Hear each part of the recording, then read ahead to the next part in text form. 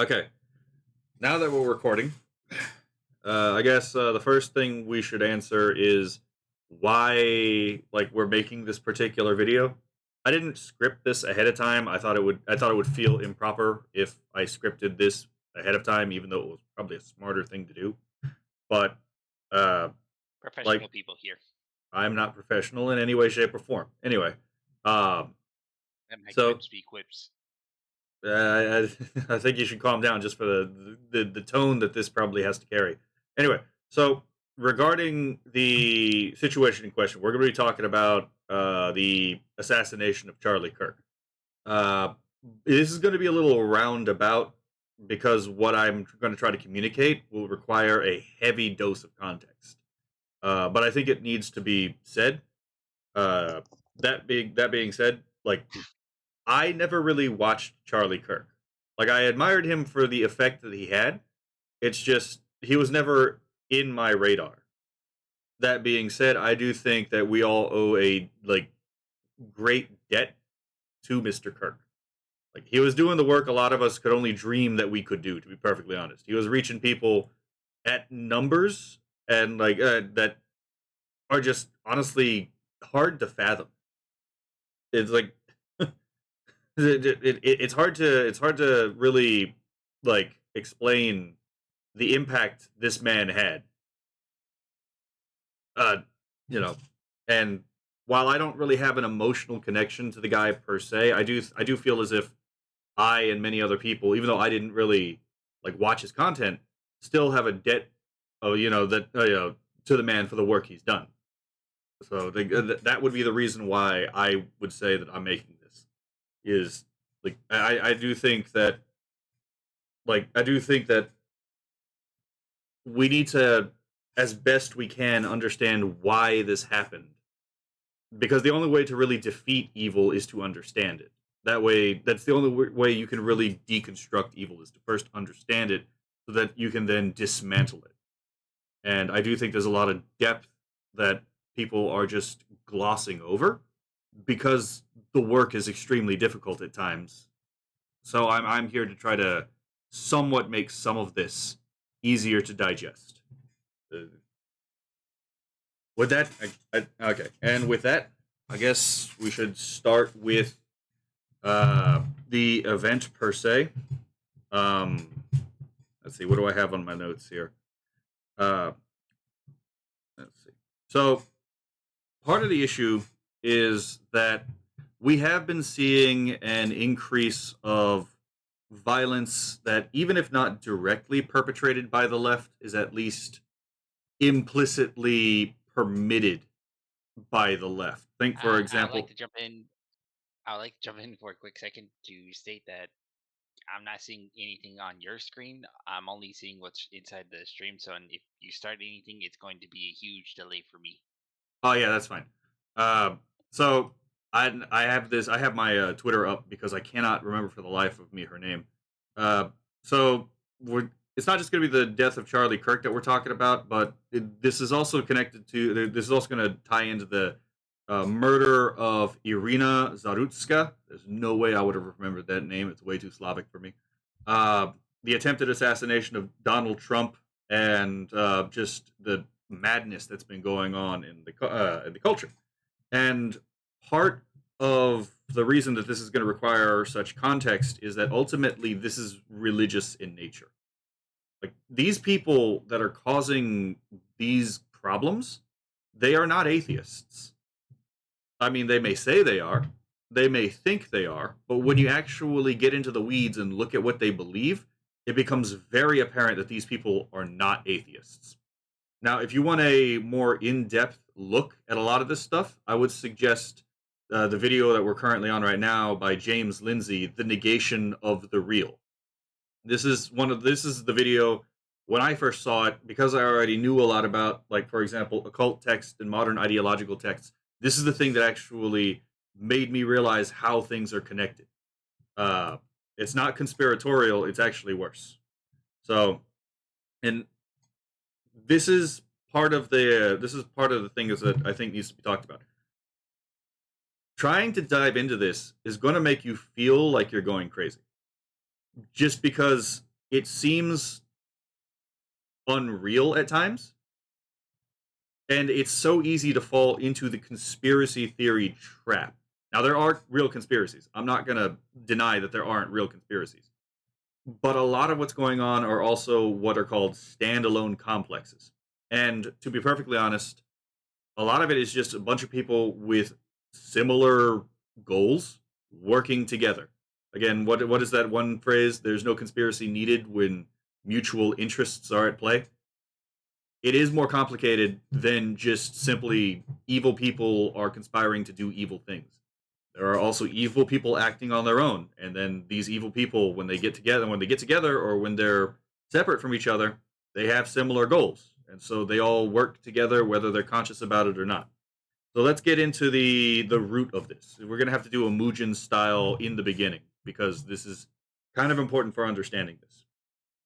This is going to be a bit of a. This is going to seem a little unrelated to everything about what we're just talking about, but trust me, we will get there. So, The roots are always the things that seem the most separate from everything, but they're the core concept. so you need to understand that in the Western tradition, and we're going to focus on the West for right now. There are four great religious traditions.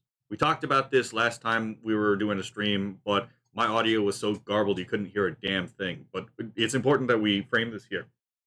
So, the first great religious tradition, the one we're all familiar with, is the Abrahamic tradition. I would not include Islam in this for a number of technical reasons, but the Abrahamic tradition can be identified by a certain number of core doctrines.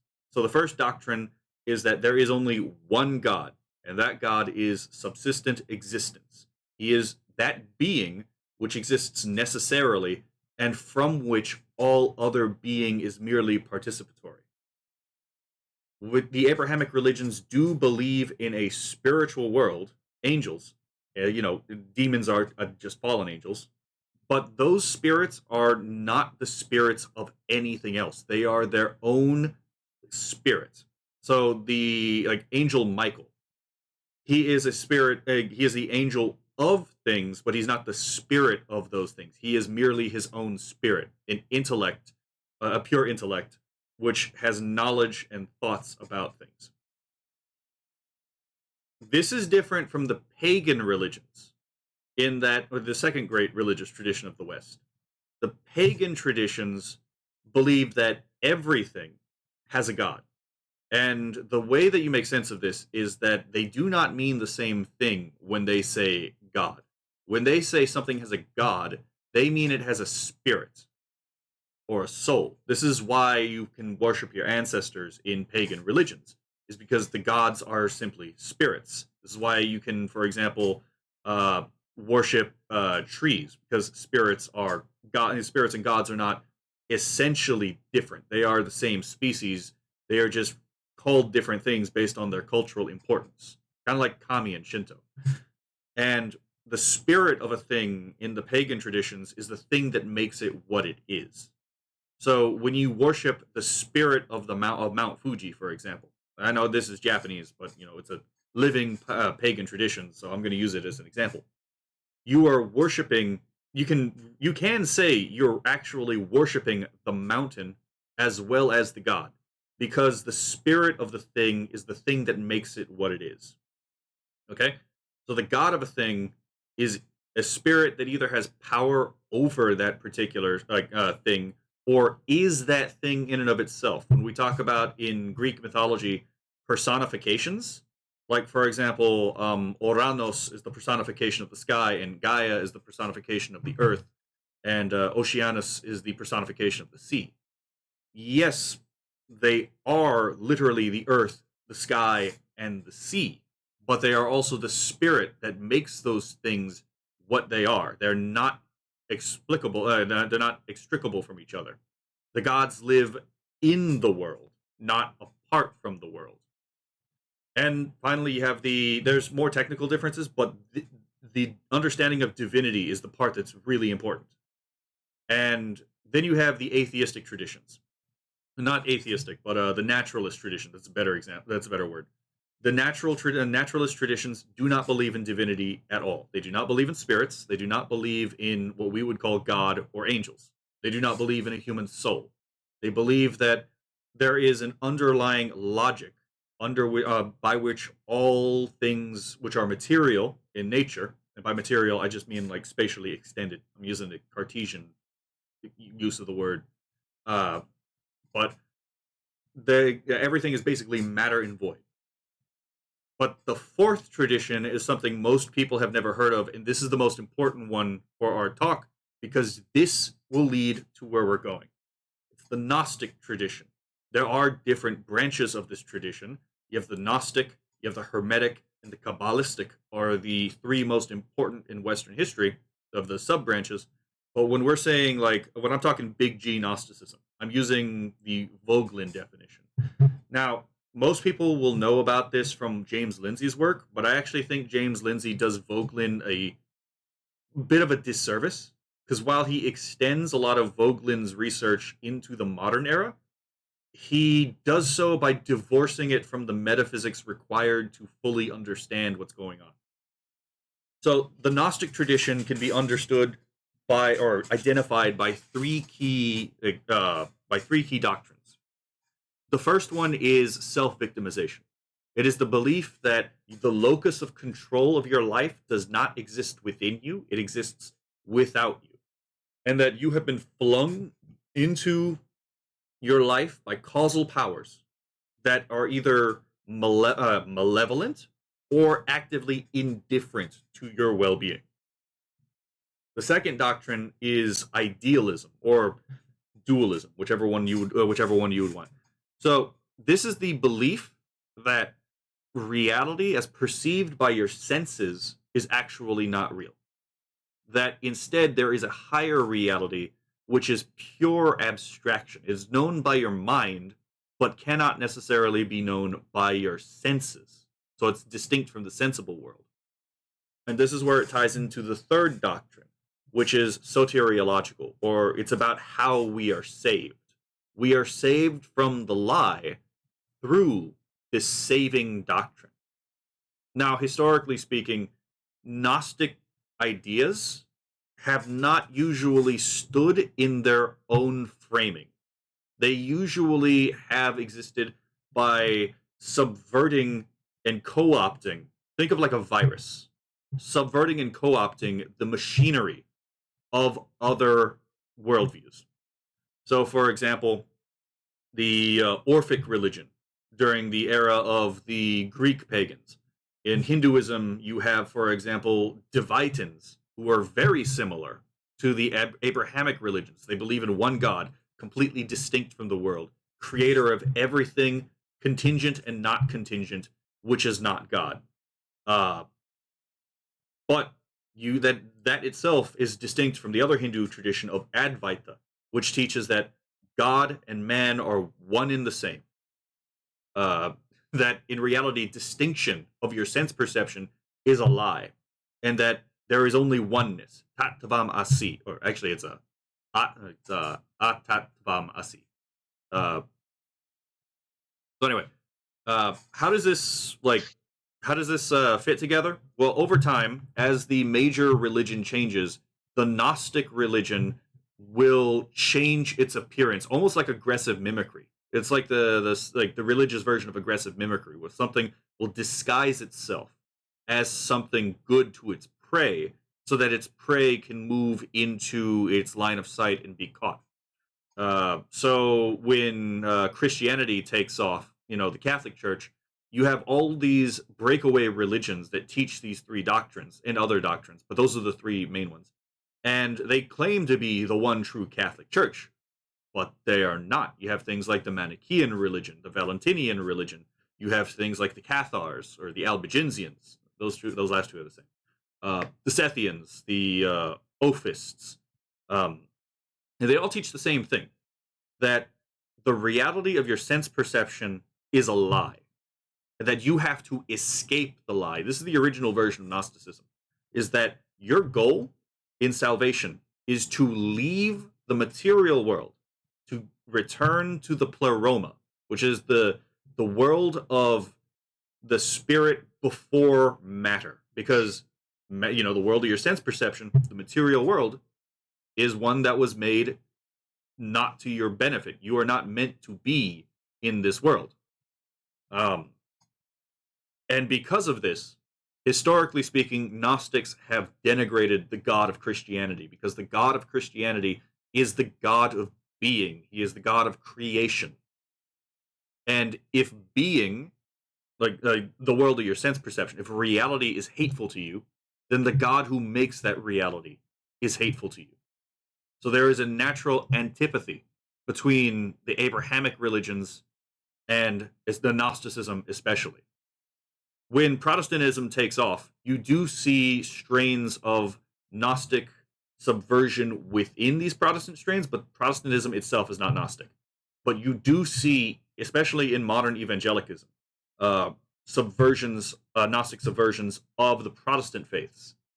Uh, come about because that's the dominant religion. That is the vector by which this virus of the mind actually has to adapt to subvert. And the worst of these offenders, I mean, you have people like Kant, you have people like Hegel, especially. Hegel is where we get into some of the real depth here because he wasn't a traditional Gnostic, he was a Hermeticist. Hermeticism is similar to Gnosticism in that it has the same beliefs, but instead of trying to leave the world yourself, the goal of Hermeticism is the salvation of the world. So I will use Hegel's cosmology to explain how this works. So in the beginning is God. He is absolute spirit. But absolute spirit is imperfect because there are things that he does not know. Already heretical, but okay.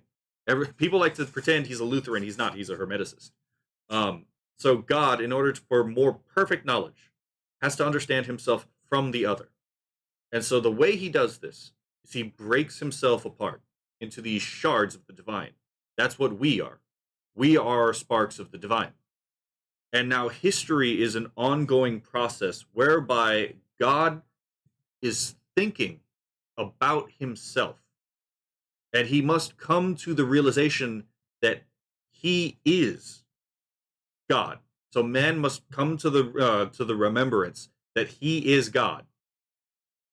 And at the end of time, when this happens, these fragments of God will be brought back together, and God will become whole again. So God is not being in the Hermetic and the Hegelian worldview. He is actually becoming. There's some technical issues with that we're not going to talk about right now because it's not entirely important. But what's important to note is that all of these ideological issues we're having now come specifically from this Kabbalistic, Hermetic, and Gnostic ideology. Hegel draws from all of these to a certain degree. Even in the Gnostic worldviews before this, the ones we were talking about, it's emanationist. It's not that God creates, it's that he flows. From the monad, the one, flows all of these emanations who are themselves God, but not God. That's the pleroma. And man really comes from the pleroma. We are just happen to be trapped in our physical bodies. And I think some people might start seeing where this trapped in the physical body might be leading to in the conversation. So Marx Yeah, was a I would. huh? I was going to jump in and say, like, if you're wondering why basically this hidden religion can be so powerful, but yet so unknown, it's because going back to what you were saying earlier, when basically mentioning all these type of things, like with God and spirit, you basically had like one word mentioning like two or three different things, and then with all these different type of fake religions that all mean the exact same things. Like this is a key part on what they do. They literally change the meaning of words to keep themselves hidden and at the same time keep their power. So it's like, and that's actually a major problem that we're dealing with nowadays. Like we're having people saying the exact same things but having two different meanings. Yes, so that's the distinction between the exoteric or the outer group meaning and the esoteric meaning, the inner group meaning. So yes, these people we're about to talk about, when they say something, oftentimes it has two different meanings. It's meant to mean one thing that sounds appealing to the outsider, but it can mean something fundamentally different to the insider who is aware of the esoteric meaning. So there's a huge degree of double speak in these communities. Um, but moving on again, going back to the Hegel bit, um, what's important is that Hegel is the one who developed in the way that it took off the form of a lot of these ideas. So in his worldview, it's defined dialectically. Now, what the dialectic is it will be taught to you in general that it is, for example, the human knowledge proceeds through the synthesis of thesis and antithesis. So you can think of it as like you have an idea, the thesis, and then someone else has the opposite idea, the antithesis, and then eventually the truth will turn out to be the middle ground between these two. That's the synthesis. But then the synthesis itself is opposed by an antithesis. And so this new antithesis must be synthesized with the previous synthesis, and there is no end to this chain. It's an ever becoming process of knowledge. Problem is, in practice, this is not how this works. The dialectical worldviews do not actually look for a middle ground. They are the resolution of contradiction by accepting contradiction. The idea that two things which cannot be true in the same respect can actually be true in the same respect. And I give you an example with free will. And uh, a lot of these people are determinists, the people we're dealing with now. Remember, the loci of control does not exist within them. Their locus of control is external. So a lot of these people are fatalists and determinists.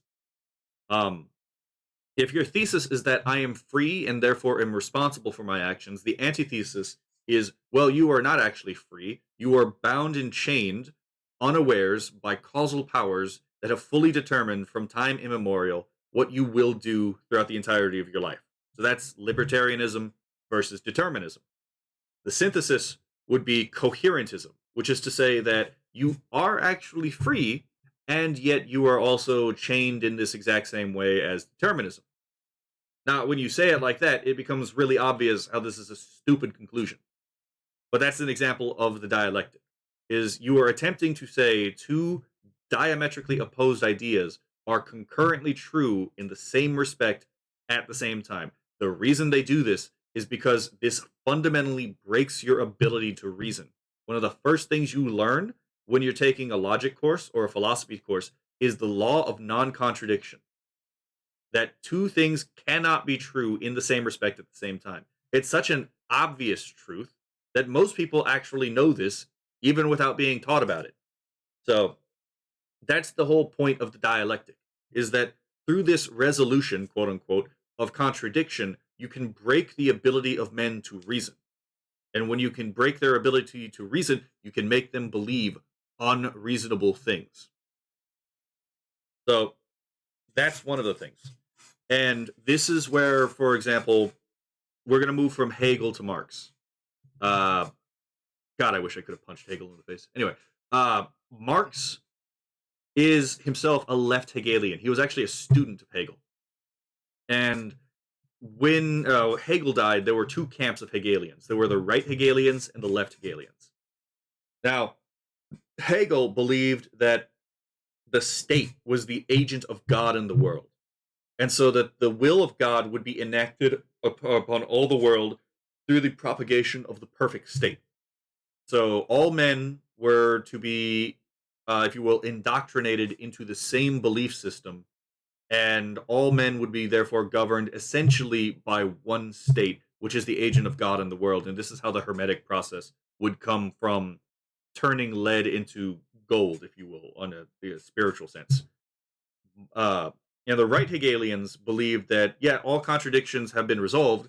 So now the only thing to do is to do the work. And we do still have right Hegelians. There was a reason during, for example, the Bush administration, we were like trying to promote American style democracy into cultures that are not fit for American style democracy. Um, I just realized I was talking away from the mic. Hopefully that doesn't bother it. Uh, You um, huh? don't worry, you're being caught. Okay. So we do still have a problem with right Hegelians. Even the whole idea of like when the Democrats were screaming, so we're talking the neoliberal establishment, but they were screaming our sacred democracy during the, in response to January 6th. That was Hegelian dialectic right there. Um, the left Hegelians, on the other hand, said, rightfully so, no, you have not resolved all the contradictions. There are still more problems or contradictions to resolve. And the right Hegelians have never been able to fight this particular issue because they're objectively right. If the world does progress dialectically, you have not, and in fact, can never actually resolve the dialectic.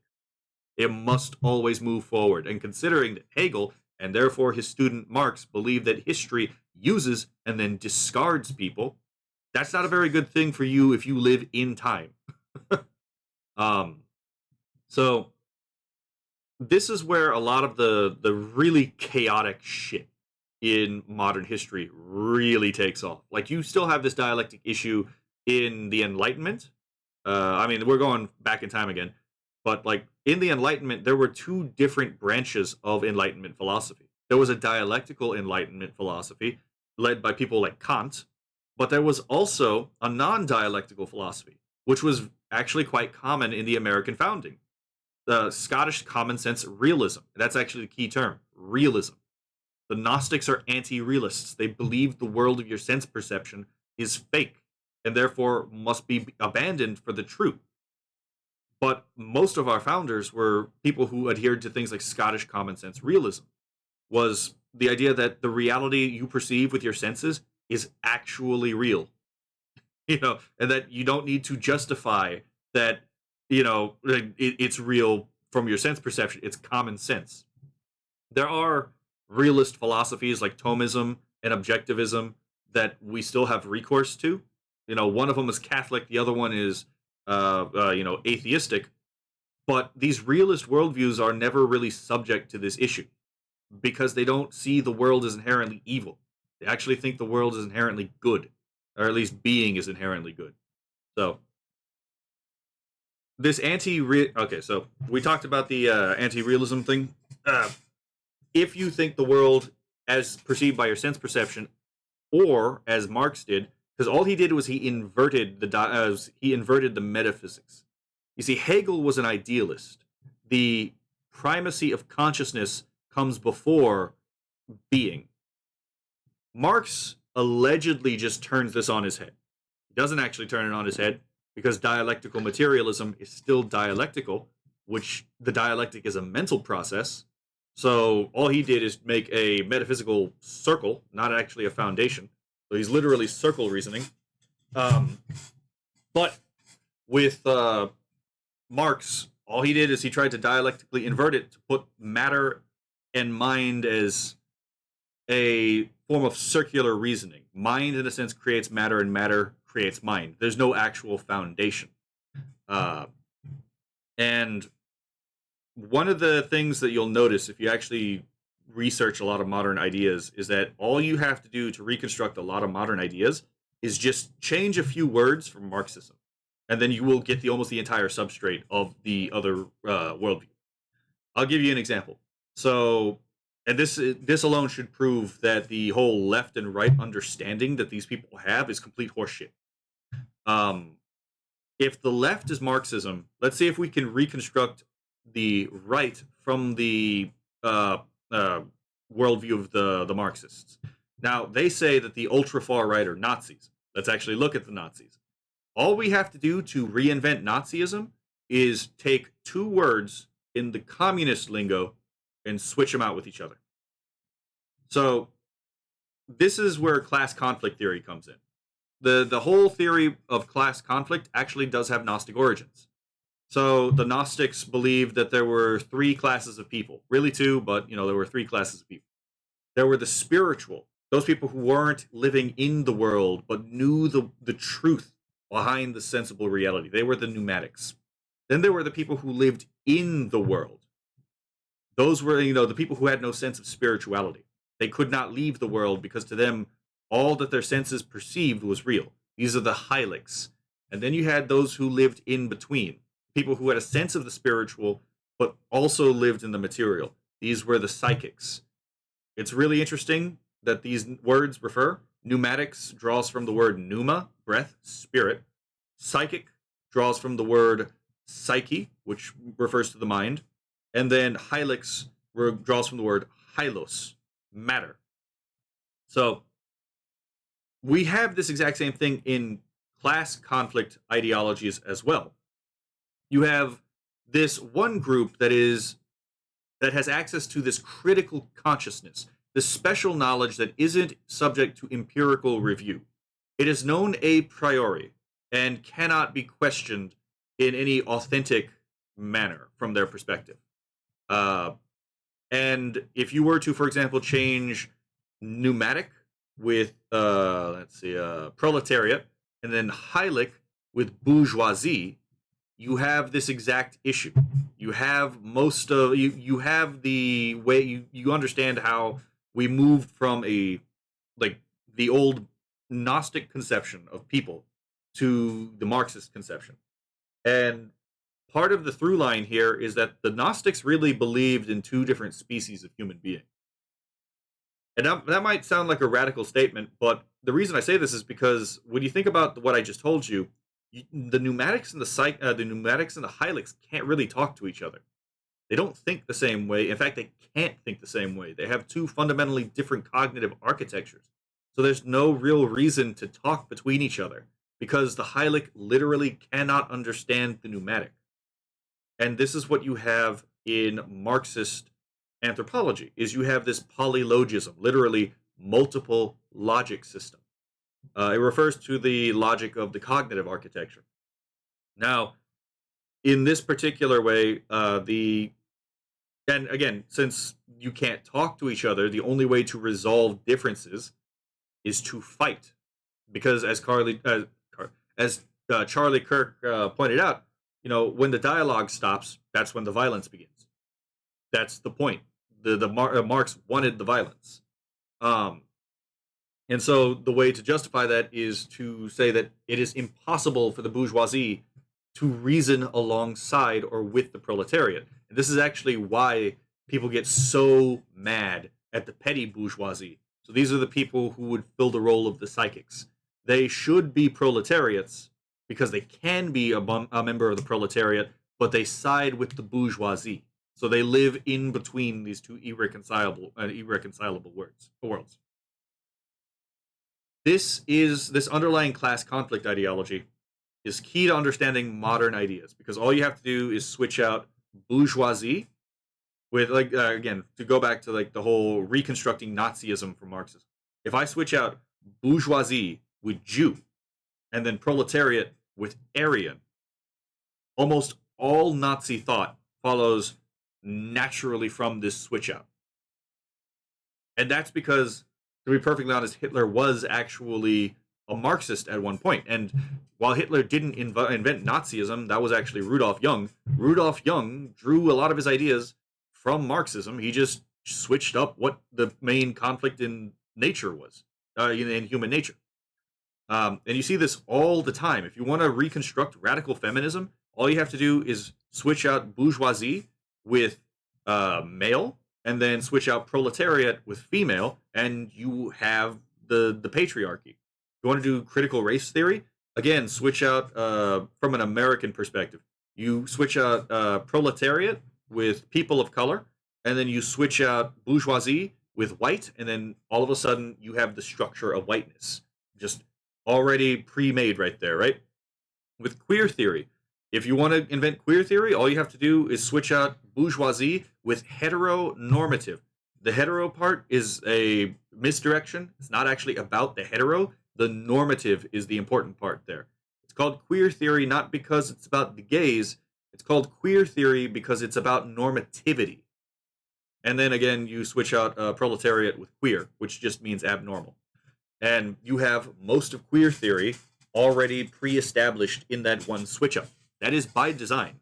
This is a virus that survives by small mutations over time to evolve, to adapt, to hide in whatever, environment it finds itself in.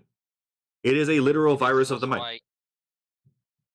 This is also why in last stream when I kept saying the statements of like peace by force or and such like that. Like the reason why that fits so well inside this thing and why so many of these people of peace keep calling for violence is because is as you were saying they see and they divide them and the people into two different sets of people. So it's like to them, um, the other side the two sides cannot coexist together. Well, so we'll get into that in a little bit as well. I do have on my notes to talk about the whole silence is violence thing because that has some really interesting implications. Um, but as far as this goes, so we've covered the dialectic and the class conflict theory, right? Yeah. Okay. So let's see. Let me check my notes to see if there's anything that I have. Actually, you know what? That We was can actually start there. no. That's the thing that actually was next on the list that you brought up. So I'm a psychic. one thing is that again, if you hate being itself, you're probably not a very mentally well person. Um, and historically speaking, communists have actually leveraged the mentally ill to do their dirty work. Things like assassinations. I don't know if that's what's happened here, but the stochastic terrorism of letting people who have been arrested 14 times for violent crimes until they kill someone, yeah, I would call that stochastic terrorism at that point, to be perfectly honest. And even after they commit the murder, they still get let off the hook sometimes. Sometimes, yeah, sometimes. I don't know about if the one with the Ukrainian lady got let off. I hope he did not, but I kind of stopped paying attention to that when Oh the no, whole, huh? I need to refine it, but from what I'm told is that he was let out again. I can't say what I want to say, or I will get banned. Anyway, so as we were talking about earlier, these worldviews fundamentally they pretend as if they're materialist nowadays, right? These modern Gnostic ideologies. But Yeah. you'll notice that they always are predicated on some form of critical consciousness. Again, something that is known that can't actually be tested. And in fact, it's kind of offensive for you to ask to test this hypothesis in the first place, right? Almost as if it's known Yeah. a priori by nature of their being. And that's kind of important because if consciousness is primary, and as you were talking about earlier, the whole silence is violence thing, right? Then violence is self Well, defense. it wasn't the whole entire silence is violence that I was talking about.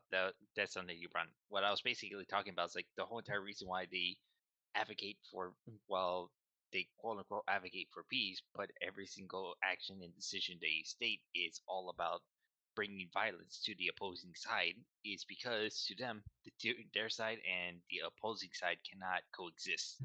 Yeah, I mean, if you believe that, like, again, the Hylics are a inferior species of human being that are unresolvable with the pneumatics, then you're left with a Manichaean worldview. So the Manichaeans were an ancient Gnostic sect that were dualists. They believed in two co-equal principles that were unresolvable with each other. One was matter, which was evil, and the other one was spirit, which was good.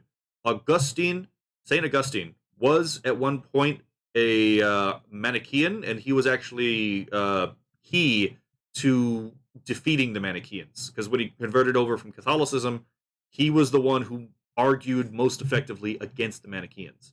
And Manichaean thought does pop up from time to time nowadays as well. But so does, again, pure idealism. But that'll be something we can talk about later. With regards to, because you were talking about the violence thing, but that's where the silence from, is violence thing comes in. Because Yeah. they're placing a moral impetus. If you do not participate in the work, then you are yourself siding with this demiurgic power that actually forms the world. Okay, that's one of the things I needed to bring up. So now that I mentioned it, actually does. I do need to explain this part. So Karl Marx very often, actually himself does use Gnostic language at times, even if it's rhetorical. It's quite telling. So in his book on the Jewish question, Marx talks about Jews and Judaism. So he talks about the god of the Jews being money. And therefore, the religion of the Jews is capitalism. Now, he was not too much of a fan of Christianity either, but that's important to that's an important distinction because the God of the Jews and the God of the Christians are the same God. And this is almost a secularization of the Gnostic myth. The Gnostic myth has the lowest in the pleroma, Sophia, the divine wisdom, wants to create on her own without God. And since she's in the pleroma, the realm where thoughts become real, her desire to create without God creates the Ialdabaoth, the demiurge. Now, important thing, demiurge just means creator. The Greek Christians call their God demiurgos as well, because it just means creator. But anyway, the Gnostic conception of the demiurge is a defective spirit, a demonic spirit who believes himself to be God. And so what he creates is inherently evil. Whereas the Christian worldview, because God is good, and he actively creates through speaking the world into being itself is good. Whereas in the Gnostic conception, being itself is actually malevolent. So you have the God of the Jews, which implicitly is also the God of the Christians in this on the Jewish question, is money. Money creates capitalism. Capitalism is that superstructure that estranges man from himself. It's the Garden of Eden, where man takes the fruit and he eats it and he's cast out from Eden. The original sin in Marxism is the creation of property, of capital. Man becomes estranged from himself. So the way that man finds salvation is he must, through his own power, his own will to power, he must, through the dialectical process of history, overthrow capitalism, enter into socialism so that communism may be achieved. Communism is literally just an attempt to return to the primordial womb, an attempt to return to Eden. And it's important to understand this because all of Marxism is self-deification. Remember, like, when Marxists complain about, for example, you're on the wrong side of history. Well, who gets to make that decision? Who's the judge about what the right and wrong side of history is? Well, it's the socialist man at the end of history. See, Marx has an ontology of man that says that man cannot truly be free unless he is creator of his own species being. Species being his, he doesn't say that explicitly, but it's in his own, but he does use the words creator and species being. These are important terms. Your species is what you are. Your being is that you are. So in order to be free, man must become creator of what and that he is. He must become a god. This entire project is about self-deification. It is man overthrowing God so that he can take God's place. You don't have to be a religious person to understand this. This is just the psychological architecture of Marxism. Even if you understand these like concepts of gods and stuff like this is purely archetypal, this is still demonically deranged. And you see this all over a lot of the post-Marxian ideas. Like, the entire point of queer theory, a lot of it is the criticism of the idea of essence, which is implicitly an idea of criticizing knowledge itself. Anytime you talk about something, the entire scientific process is predicated on either Aristotelian or Platonic thought, because we assume that there is something that makes that thing what it is and without which it could not be that thing. There is a reality to, if we're going to talk about dogs, there is something that makes dogs dogs without which it could not be that thing. We could argue about what it is, but that is the implicit assumption that when we're talking about the properties of dogness, dogness actually exists. It's not just some phantasm in our mind. So, and these theories oftentimes involve an attempt to deconstruct the ability to, in a real sense, empirically understand the world around you. Because again, the world evolves dialectically. Reason is actually antithetical to the dialectic. And while we're on this tangent, and we were talking about systems like capitalism, right?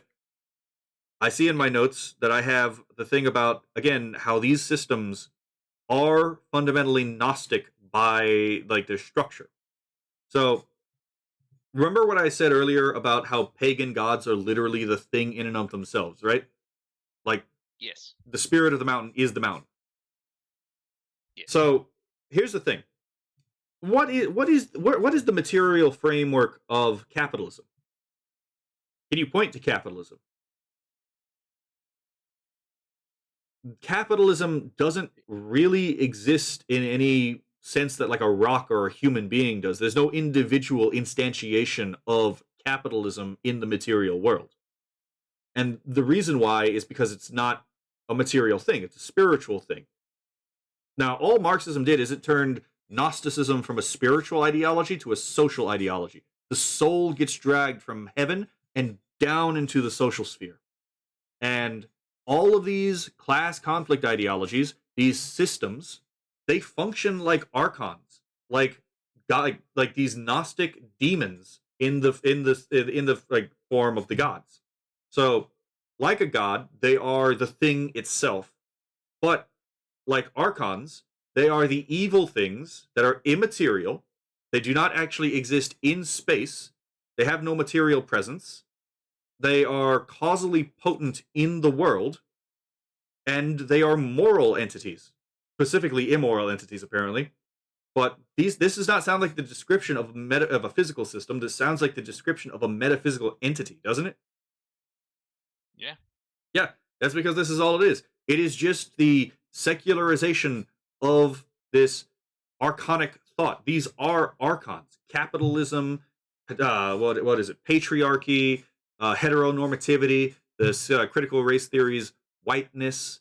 All of this is just the modern world's reinterpretation of archons. They are fundamentally spiritual entities, just treated as if they're social. That's all they are. They have all the properties of a pagan god, of an archon. And people just do not get called out for this.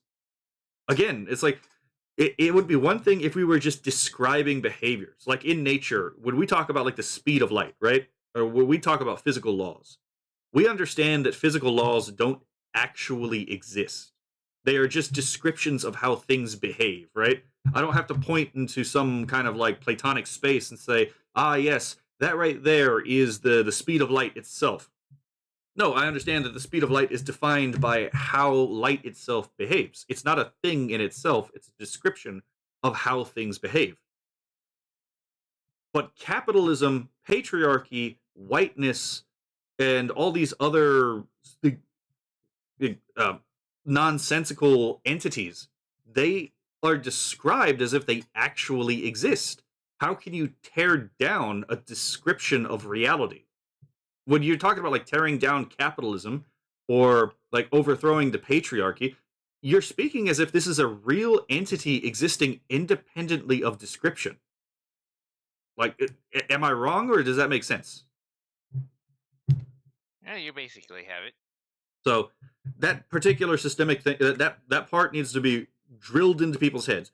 These entities that these people hate, they're not. They are spiritual entities that are disguised as scientific theories, or at least empirical, theories.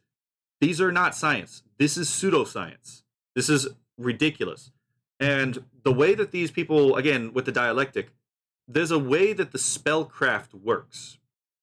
Again, this sounds like it has nothing to do with Charlie Kirk, but this will all get there. This will all get there eventually. I just have to do a lot of heavy lifting. So the way that this cult spellcraft nonsense works is the way that it worked back in the ancient times. The way that you do magic, like if you've ever seen a magician work, you're not actually manipulating reality around you. You're manipulating sense perception, right? When you say pick a card, any card, the whole point of that trick is you're manipulating sense perception to create a false reality. Now, the magician has the has the common decency to tell you, "Hey, this is bullshit." But it's fun, right?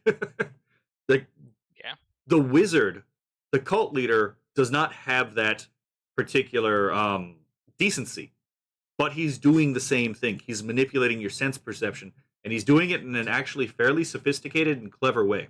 So there are three tools that these people use to control your view of reality to create a hyper reality, literally a beyond reality.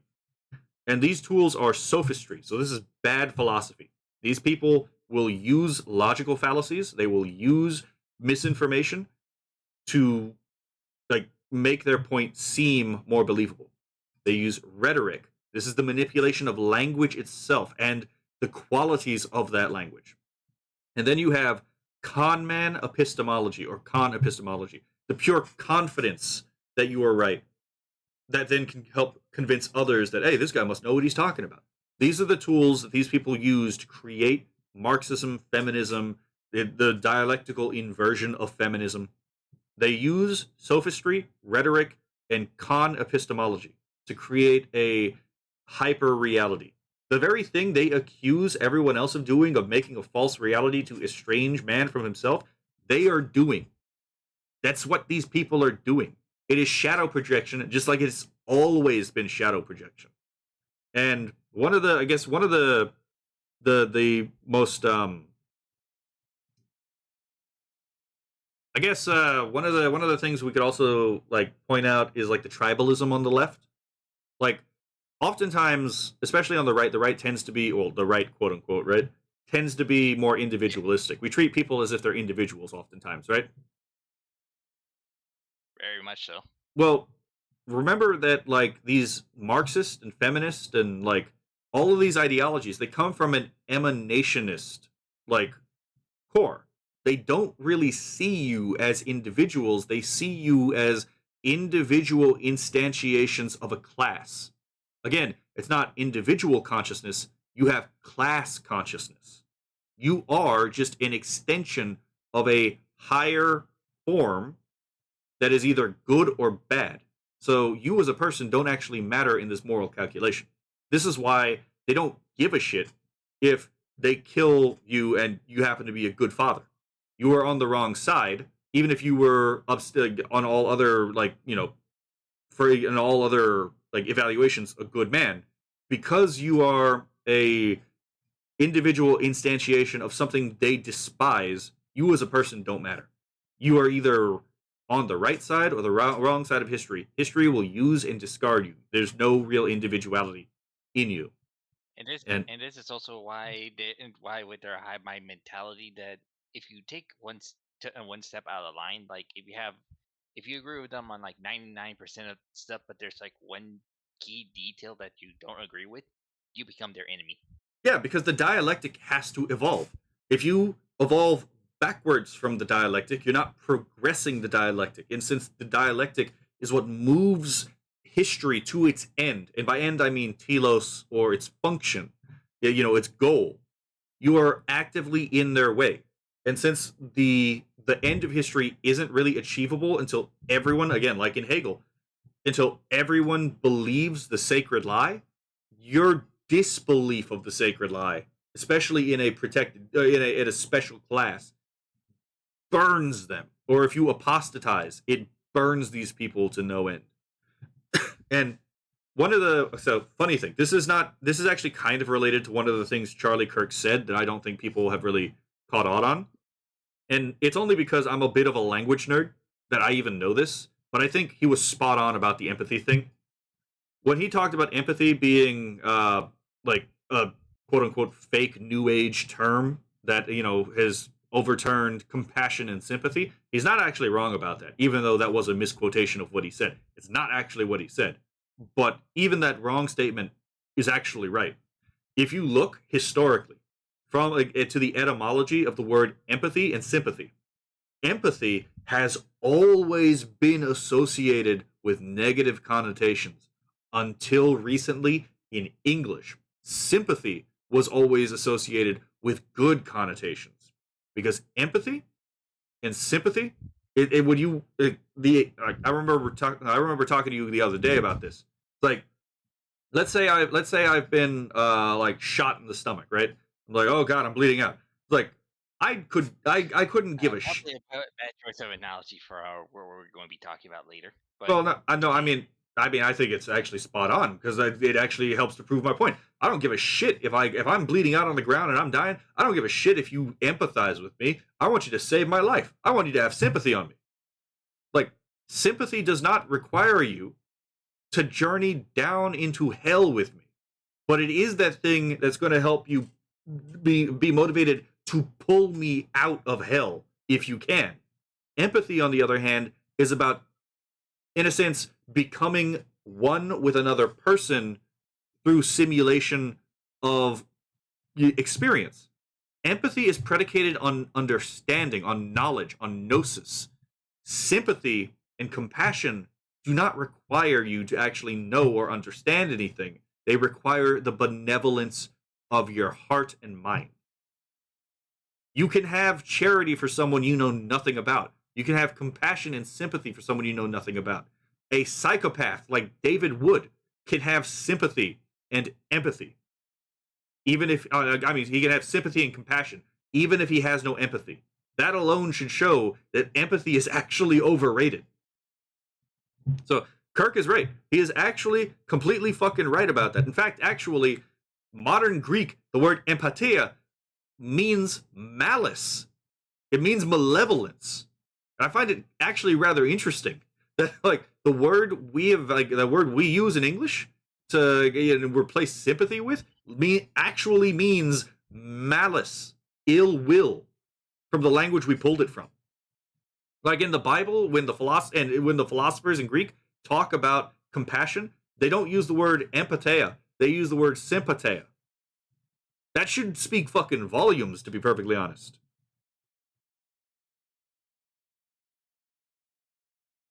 Yeah. So it's like there's that particular inversion. So I'm gonna be perfectly honest. When I started learning about all this stuff, I felt like I was gonna go fucking crazy. I only learned about this stuff like a couple. You haven't there yet. Right? I only learned about a lot of this stuff like a couple of years ago. Now, granted, I had read a lot of these esoteric, medieval occult books, and a lot of these ideological texts beforehand. I just never had anyone to piece it together. So, like, I can feel if this, I can understand if a lot of this stuff feels like it might be a bit too much. But if you want to get into a lot of this stuff in more details, I would suggest starting with the negation of the real and the cult many are in but don't realize. The second one by Tick History does a really good job on this. I will say, Tick History and James Lindsay do fundamentally misunderstand certain things. So once you watch these, I would suggest also watching 2 videos by Shameless Popery. What a frame. So the first one is the Gnostic strain in Protestantism, which will help you to see these Gnostic subversions of Protestant theology and how the Eucharist defeated Gnosticism. Because this is actually very important to understanding, especially nowadays with the whole trans ideology, Gnosticism. So, also one thing with Tick History, he does buy into the whole idea that the Yahwist hypothesis, the idea that like the cult of Yahweh, Judaism, came from polytheism. I would also suggest, if you're interested in understanding more about why that's probably not true, watching the Case for Ancient Monotheism documentary by Inspiring Philosophy. I do think if you actually read the material on the origin of religion, I think the monotheistic hypothesis, the idea that Judaism probably actually came from a monotheistic cult, not a polytheistic cult, has a lot more actual weight behind it. But so I'm gonna put it on this one for the rest of the video because it's kind of poignant, right? Yeah. So with regards to that, the hatred of the body is actually kind of important because we were talking about like how, again, your sensible reality is fake, right? This is most seen in what the hell was it called? Queer theory. Because it's not that hard to find examples of queer theory and trans ideology. People talk about things that sound suspiciously religious. Like, what if you're born in the wrong body? What the hell does that mean? Right? What the hell does it mean to be born in the wrong body? Like your body is your body. You couldn't have been born in any other body. You are your body. That is the whole thing Aristotle figured out. And it's like what the Catholic Church and the is kind of predicated on. You are your body. You're not a soul. Because if you are a soul, then you're just a ghost trapped in a machine. It doesn't matter how useful that machine is. You're not the machine. And this is that idea that you are a ghost in a machine is what is the underlying like prerequisite idea for a lot of these transgender ideological theories. Because if you're a ghost and not a machine, then if then the ghost is the true you, right? So what happens if the machine is out of line with the ghost? Which one has to be brought into alignment with which? The machine. Yeah, because the machine is the thing that's wrong, not the ghost.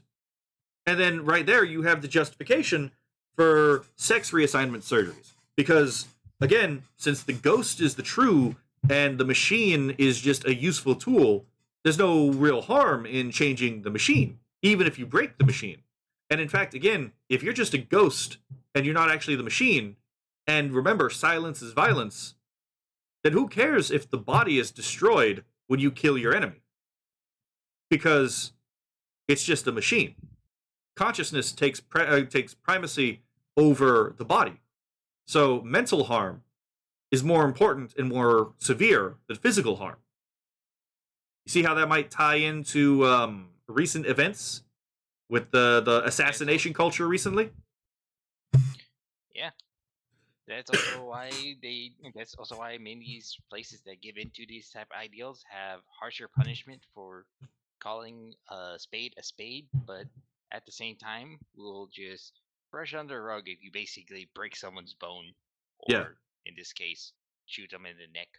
Now, I will point out that like if this stuff is making you feel like you're gonna go crazy, that's by design. It is meant to do that. Like these people, again, their whole process is forwarded by mental illness. I remember who was it? It wasn't Smugalana. Who the fuck was it? There was one person I was watching earlier doing a Charlie Kirk a video on Charlie Kirk. It was like they keep doing this. They keep calling everyone Hitler, and they're just gonna make the Hitler 2.0 come about because they're gonna push people to such an extent. People are gonna be like, oh, maybe Hitler wasn't actually that bad, even though Hitler was that bad.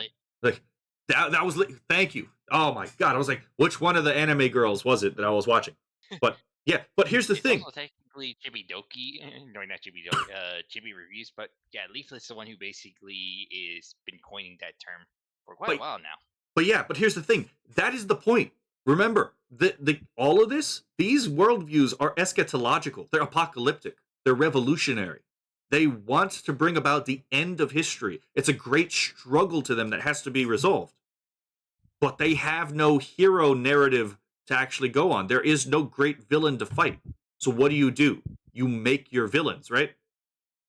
They want you to be the Nazi they say you are.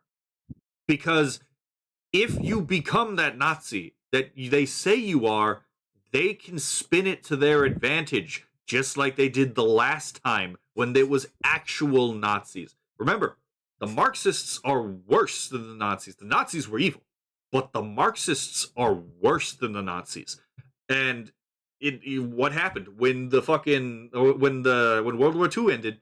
All of these academics who were flirting with Marxism, or if they've not actively Marxist, they went into academia. They wrote the history. Marxism good, Nazism and fascism, even though they're two very different ideologies, bad. Even though the Italian fascists were the least bad of all of the groups, like of all of the fucking Axis powers, they were still bad. The fascists were just Hegel, but instead of the state being the agent of God in history, the state is God. Actually, it kind of makes sense with that because with the fascists, their underlying idea was actual idealism. You cannot be a fascist if you do not believe in actual idealism. But the whole thing about actual idealism, and this ties into queer theory, by the way, because queer theory does have some accidental similarities to this. And under actual idealism, just like in the Hermetic tradition, man is God. But it's not man individually, it's man collectively. So the human psyche collectively creates the world around us. They actually believe this, by the way. You can read Giovanni Gentile. Guy was. These people are actually fucking like deranged people. But that's where the whole idea of everything is political comes from. Like, if the collective of a people is the state, which is how the fascists defined it, by the way, then nothing can be outside the state and nothing can be against the state. Everything is within the state. There's a whole question. Okay, under that framework, where's the church? It's within the state and it can never go against the state. The church can never correct the state because the state is God. Where's God? Again, nothing outside the state. The whole of being comes from human consciousness collectively. And if the state is the collective of the people, then if all of the people can become fascist, then then God comes to earth, uniting man and God as one again. It's an eschatological project. They want the world to end, not in a sense of like there will be no one left, but in a sense of they will drag heaven itself, the purpose of human life, down to earth, and it doesn't matter how many people they have to kill for it to happen. Do these people? Everyone's just a stepping stone. Yeah.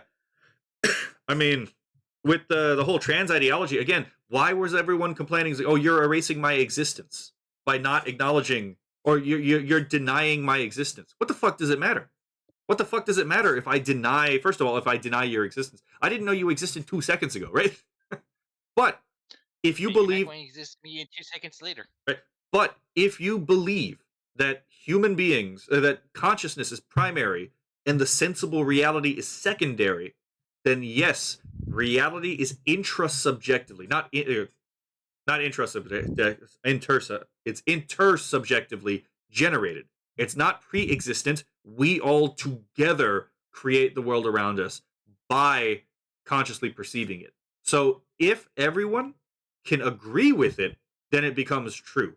That's why they get so mad about when you, for example, you don't go along with the delusion. When you say, look, sweetie, like Charlie Kirk did, like when you listen to their story and you say, look, I want you to be happy in the body you were born in because you are that body.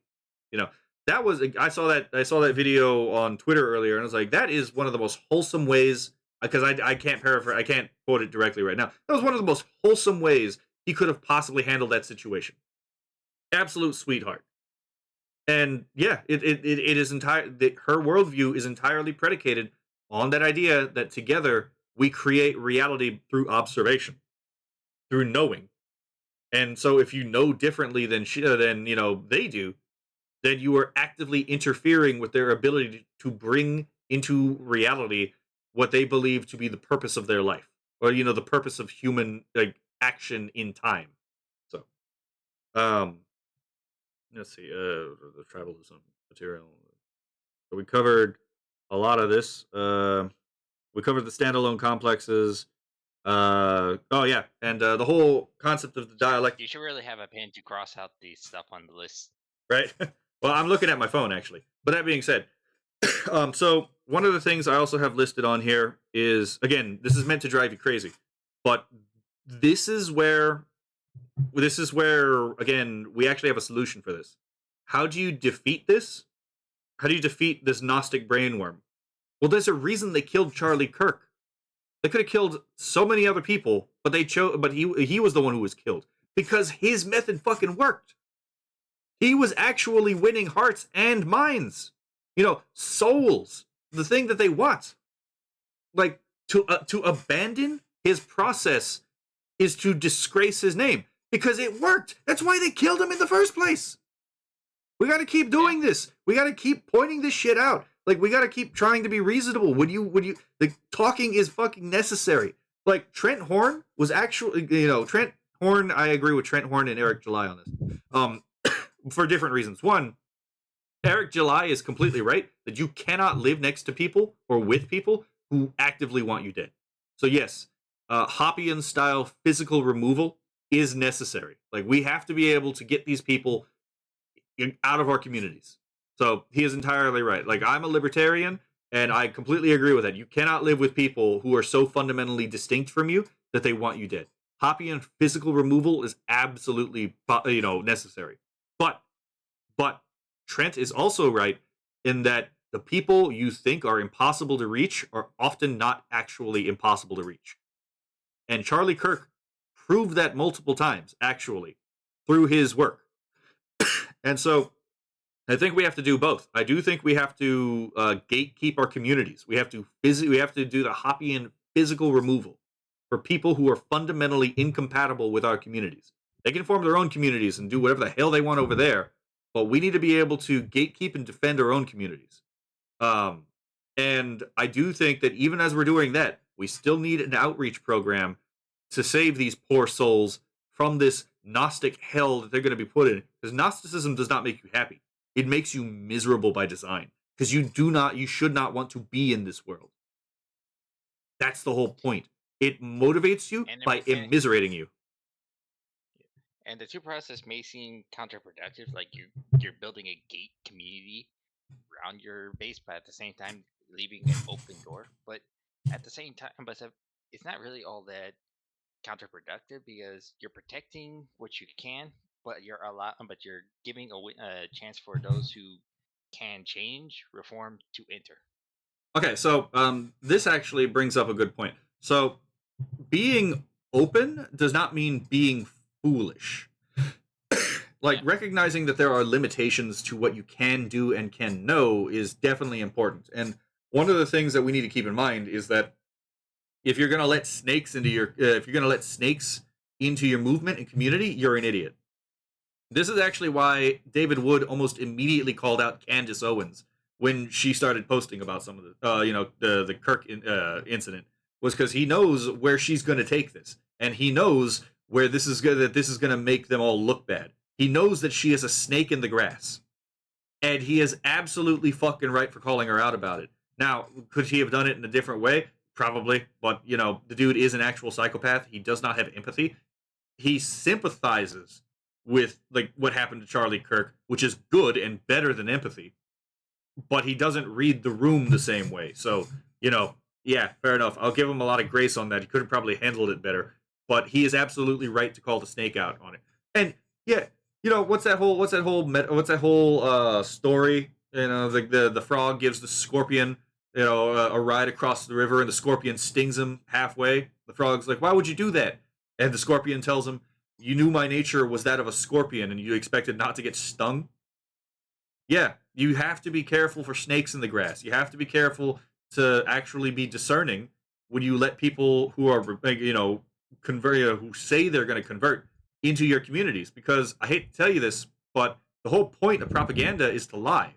And all of these leftist movements, a lot of them do advocate for lying to get an advantage. So just like Islam. So you have to, with Tawhid and not Tawhid, with Taqiyya and Kitman. Tawhid is monotheism. My Arabic's a little rusty, but you have to keep an eye on this. You have to be able to accept willing converts while at the same time being mindful of spies. Like, you have to. That's the whole point of gatekeeping.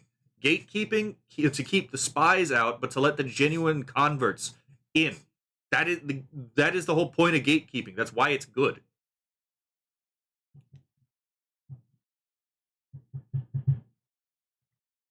Yep. Okay, so let's see. We talked about the empathy thing, a dialectic inversion. There we go. So we talked about the whole words and the causal factors thing, right? So Yes. actually, no, we didn't. So we did talk a little bit about it, like the silence is violence thing, and therefore violence is self-defense. One, that is a moral inversion.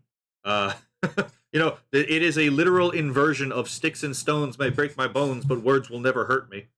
Like, it is the literal opposite of that whole adage of being thick-skinned.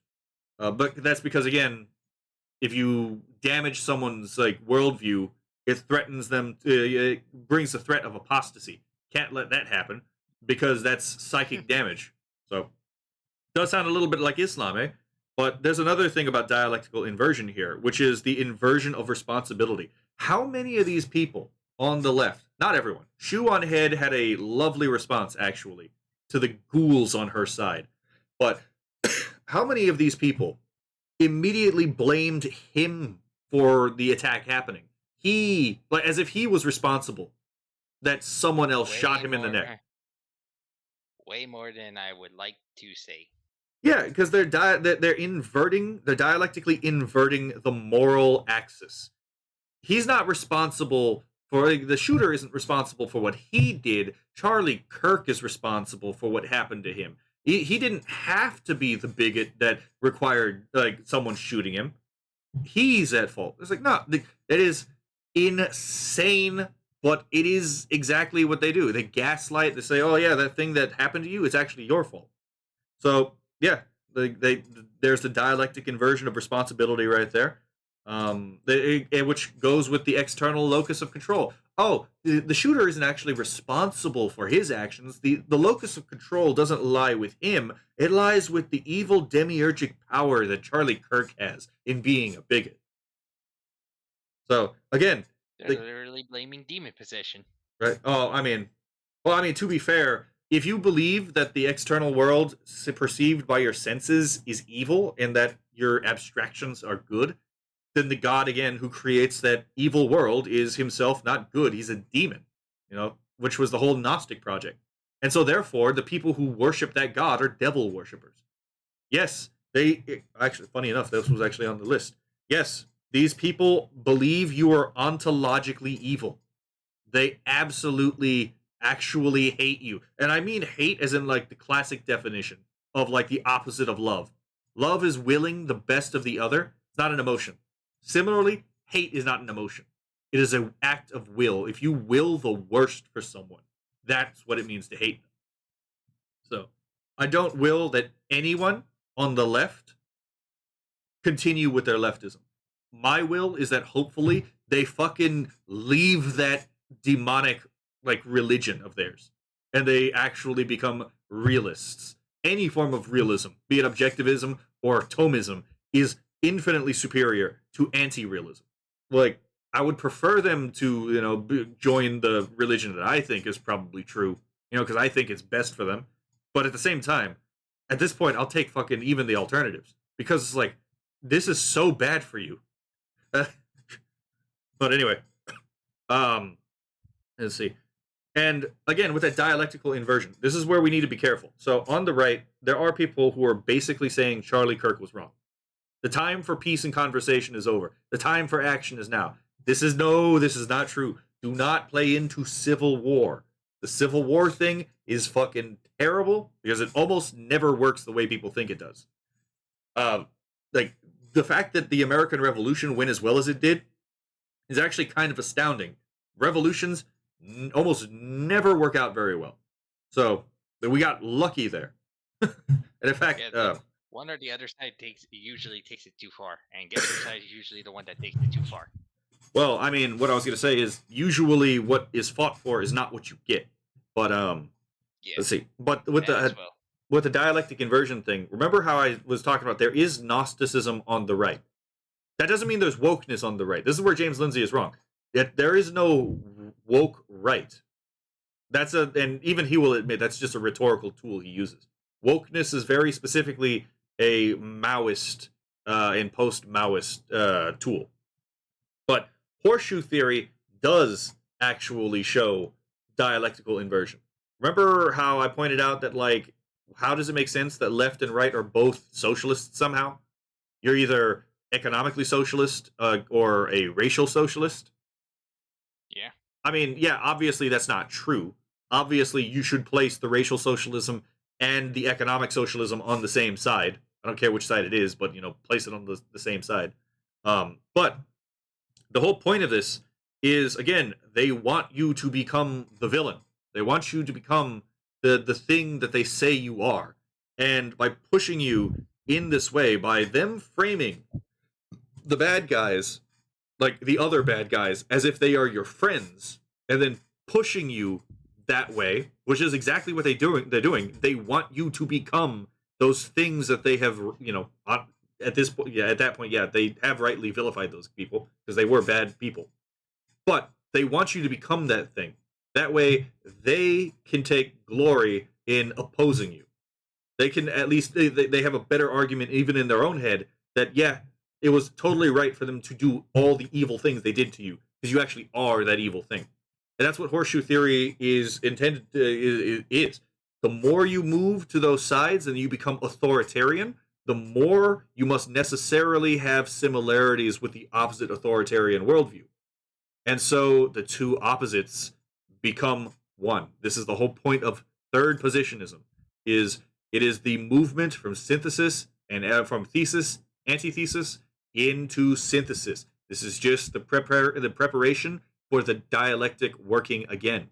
Do not fall into the dialectic trap. This is by design. Do not fucking do it. And the whole thing is like, why?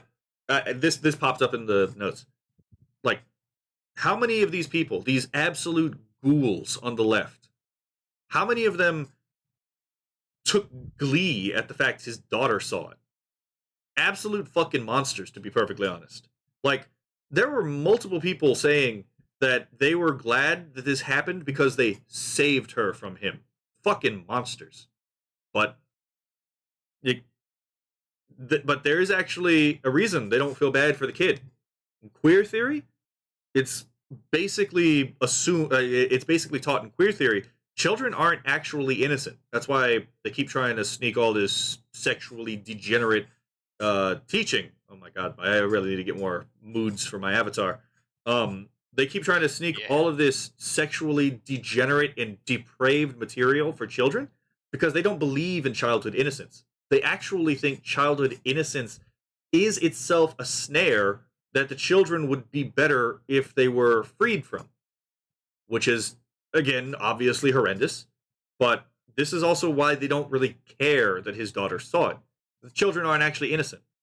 So why would you care? This is also why that you see that whenever there's something that's happening that's actually happening to kids, they don't really have a response to it. But at the same time, for some reason, when it comes to the fictional depictions, they have a lot to say. Well, again, like the idea is real, but you know what? Actually, oh my god, I just figured that out. I have never put two and two together before in this regard. The reason they care more about the fictional thing is the fictional is literally an idea. Yeah. I just fucking put that together on this stream. Oh my god. That was either an act of like pure genius on your part regarding this, or I am actually retarded. But I like to go with both. Anyway, so oh my god, I'm gonna be thinking about that for like a week. That actually explains a lot. But so back to the whole, like, again, the God who creates being is necessarily evil, right? Do you know what the Cathars used to do?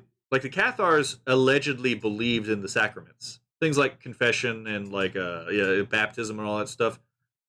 Do you know what they would do to someone when they got sick and they might die? No. They would kill him. They would give the person last rites, and then they would kill him. The reasoning being that, yeah, I mean, the material world is evil anyway. So, if you have that last rite, and you've been absolved of all your sins, why would we take the risk of you getting better and sinning again? We could just kill you now while you're innocent. You can go straight to heaven. Fucking. He has a common cold. It's like, he has a common cold. Give me the axe. No, hold on. Because I'm driving to a point here. So, this worship of death, not life, is actually a very common Marxist idea. Death is very important in Gnosticism in a way it's not in Christianity. Because in the Christian worldview, yeah, the dead are actually alive in Christ. Yeah, fair enough. But, you're not supposed to seek to die in Christianity. Because you're not supposed to throw your life away. Your life is inherently good. And in fact, your life is so good in Christianity that the eschatology, the end time view of Christianity, is that you will be revived, resurrected in a physical body. Like, the whole point of the Eucharist is that the body coming to life, eternal, is the whole point of Christianity. That's not the point in Gnosticism. It is a worship of death. You shall die to the body, and you shall forever endure as pure spirit in the Gnostic worldview if you succeed in escaping the trap. And this is quite satanic. It's almost like it kind of reminds me of like MS-13, where I mean MS-13. I don't know if they're actually Gnostics, but they do have a very clear satanic through line, where they hate being, and like whereas MS-13, like their motto is like murder, rape, and torture. Here we have now leftists. They're blessing the bullet. They're saying, "Well, I hope the bullet's okay." What the fuck is wrong with you? Like, unironically, what the hell is actually wrong with you, you evil thing? Like, there's people blessing the weapon that killed this man, Yeah, I and saw that. and there's people blessing the killer. Remember, again, they hate reality as it is. So if you stand up to defend reality as it is, they hate you too, because they hate you who worships the truth. Like, this is death worship. Because whereas like coming to knowledge of the truth, that is like that's anti-death. To realize that you are an embodied entity and that you are meant to live in a body. So, a la fucking Aristotle and Aquinas, or even Ayn Rand. That is good. You should learn to live bodily because you are a bodily entity.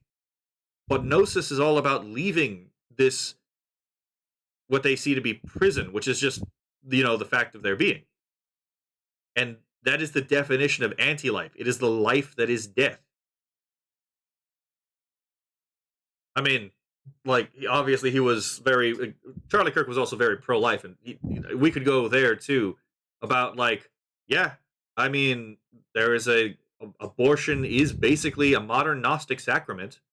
Uh, Too Long Didn't Read actually. Hold on. Again, Too Long Didn't Read has a couple of errors in his video. I'm glad there was nothing particularly revealing on that. But Too Long Didn't Read. Russian has Gnostic sacrament.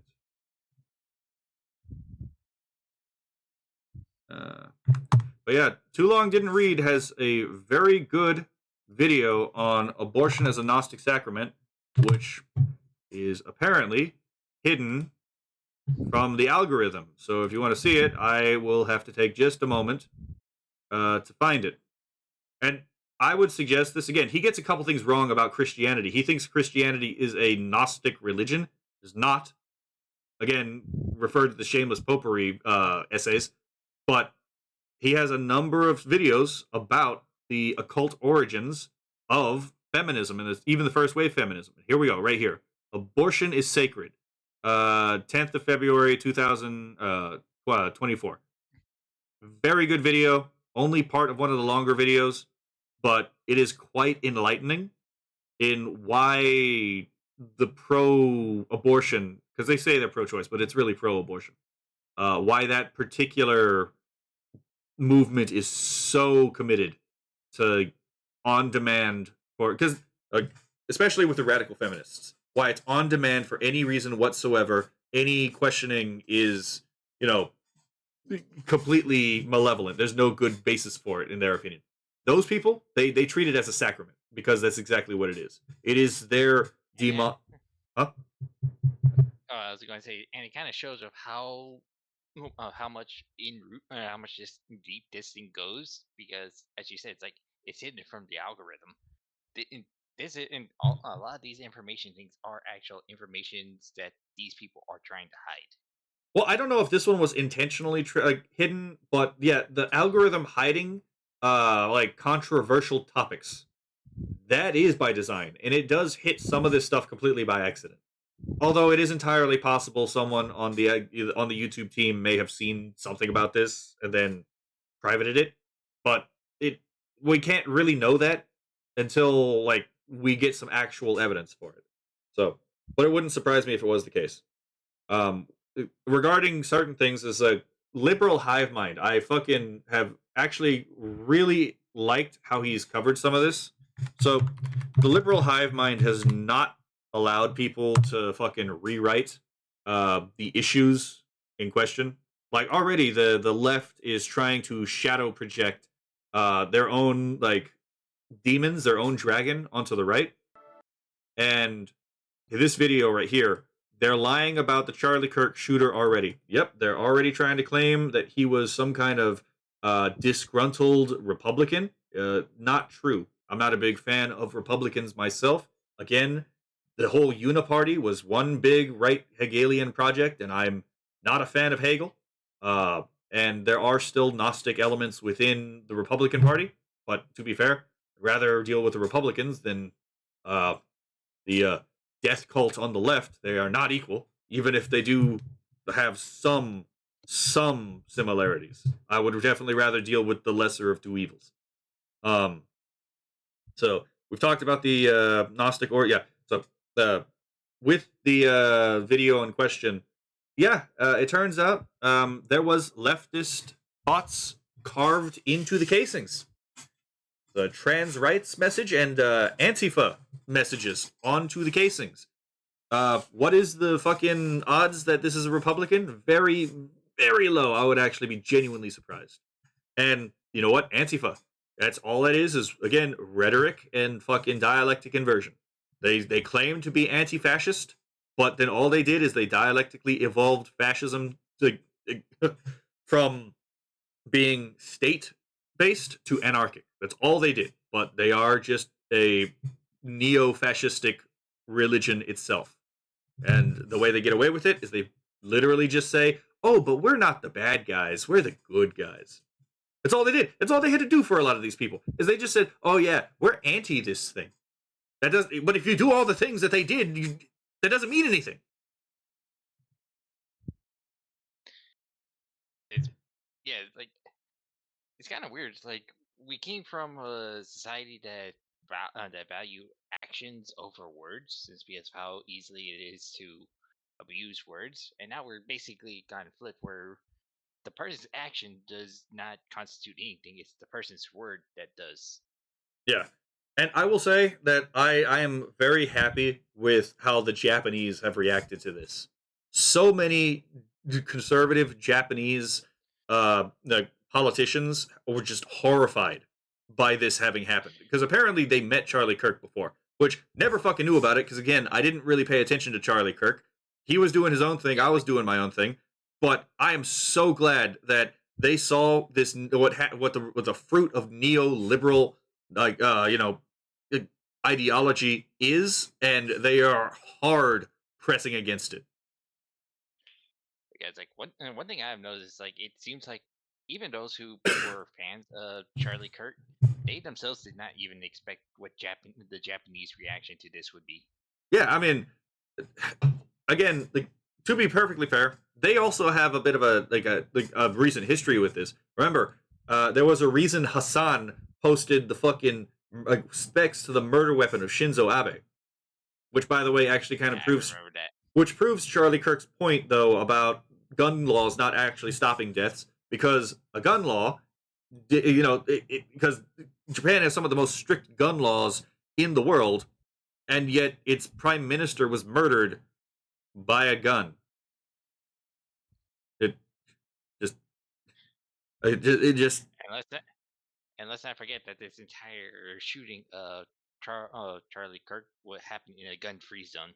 and yeah, and it happened in a gun-free zone in a school. By the way, that kid who fucking jumped up, not kid, that like beast that jumped up and fucking egged it on when it happened, absolutely needs to be investigated.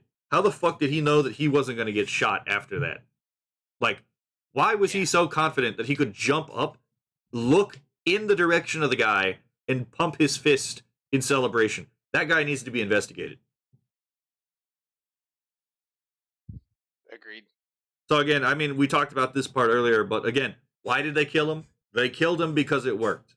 They killed him because his method actually produced results. Do not abandon his method. I don't know of anyone who can pick up from the Charlie Kirk project because Charlie Kirk had a specific set of skills that no one else in the community in the right seems to have. He was personable. He was quick on his feet. He was entertaining. He was actually like able to debate people. I mean, to be perfectly honest, he never really debated people of all that much substance, but they were still important that they happen in the first place. And debate isn't necessarily about truth. The truth of your proposition. There are a number of skills required to debate well. You can have someone who knows a lot about the truth and then put them in a debate and they flop just because they don't understand how to manage their time, for example. So Yep. he had a number of skills that just I don't know of anyone else who has these skills, but we might not need anyone to have all of these skills as long as we can make up for the fact that like there are people that have these skills. We can still carry on with what Charlie Kirk actually did, even if we're not as good as Charlie Kirk either. We can still carry on the mission, which I think we have a moral obligation to do. Like that, like he literally died proving that his method works, and then people are taking it as the exact opposite, where it's like the time for conversation is over. No, the time for conversation is now. They killed him because the conversation worked. Yeah, but then again, it's like most of these people who are advocating for the time of conversation is over aren't really all that good at conversation either. Yeah, I mean, to be fair, there was a friend of mine who texted me, and he pointed out they shot a man. They shot the man having, and again, it's kind of funny that we actually like this was the next point on the list. They shot the man who was whole shtick was having conversations. That says everything you need to know about them. And to be fair, they are right about that. That does tell you everything you need to know about them. But history is replete, especially if you know Catholic history. History is replete with people who you never would think would change their mind, changing their minds. Do not give up on these people. Hold them accountable. Yes, just because you have to love your enemies does not mean you have to lose. That's the thing everyone forgets. You can still fight to win and still love your enemies. That's not an impossible thing to do, although it is difficult. But sorry. Oh my god. Anyway, so yeah. So but yeah, they shot the debater because they're not open for debate. You don't have to be open for debate. We still have the debate because it doesn't matter whether you individually are open for debate. What matters is how everyone sees that, because a lot of people saw that on the left. Not everyone on the left is evil, even though what they believe leads to evil. There are a lot of people on the left who saw that and they recoiled in disgust. Again, Shoe on Head is an excellent example. She's having it seems she has a hard time understanding what is going on. It actually is not that hard to understand. You just need to have, again, done a lot of legwork to get the framework in place, but it's actually not that hard to understand these people on the violent side of the left. And that's an advantage because if you understand how they think, you should be able to figure out what they are, not necessarily what they're going to do when they're going to do it, but how they're going to move. And that's important because then that allows you to protect yourself.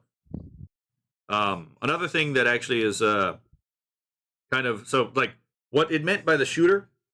One of the things that I've seen is like there's a lot of people saying that the shot was professional. I actually don't think it was. I have a hard time believing that the guy tried to shoot him in the throat. Like I'm I'm very certain that he missed that shot. He was probably aiming center of mass, or he was aiming for the head, and he missed. He still got a kill shot, but I do not think that this was a professional shot at all. So, but yeah, we already talked about the speech is violence thing. Oh yeah, and one of the things. Remember when we talked about the speech is violence? Go on. Remember back in Berkeley? I don't remember if it was 2015, but it was. I think I was in the army when this happened. But when during the Berkeley riots, when the professors were trying to like explain the importance of free speech, and the students were demanding that the campus be a safe space. Yeah. This is why I wrote this down, because again, silence is violence, but words are also violence, because since you're a mind first and a body second, that which brings you to a bodily existence is more dangerous in a very real way than that which abstracts you. So here's Charlie Kirk trying to get people to move away from anti-realism to realism. And then what are they on a college campus where students have been presumably arguing should be a safe space? I do think that this kind of contextualizes it. The whole idea that your college should be a safe space where you're unchallenged by heretical theory, by heretical doctrines. I think in part of this, the shooter may have been able to justify himself in his head as if it was self-defense and defense of his students. Because again, the great apostasy is itself a danger. And so he's protecting himself and everyone else from the apostasy into what he believes is literal Nazism.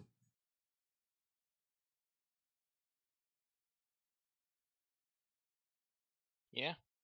So there is also this thing. Oh, that's just a thought that crossed my mind. I do think that this whole safe space culture, combined with the silence is violence, and so therefore violence is self-defense. I think that those two directly play into each other, because he invaded as a danger into their safe space, and so therefore violence was justified in preserving the safe space, even though it's literally making the space unsafe to make it safe. Again, it's dialectical inversion, it's demonic thinking, but I think that that might be part of what was going on here. Um, I guess especially peace by force. especially considering that I don't know if it was the guy, but there was someone on Twitter who literally posted the day before saying that they would wish someone would evaporate Charlie Kirk, and then they say something interesting is going to happen to, like the next day, and they had that really off-putting dog smile with its teeth baring picture. It's like I Oh, don't know if that. I know exactly which post you're referring to. No, that guy was not the shooter that is in custody at the moment, but it kind of goes to show how much planning was kind of done just for this one act when we have records of not just him but other people basically alluding to this happening. Yeah, I mean, he may have had help. He may have had help. There is some speculation that someone helped him at least to get away.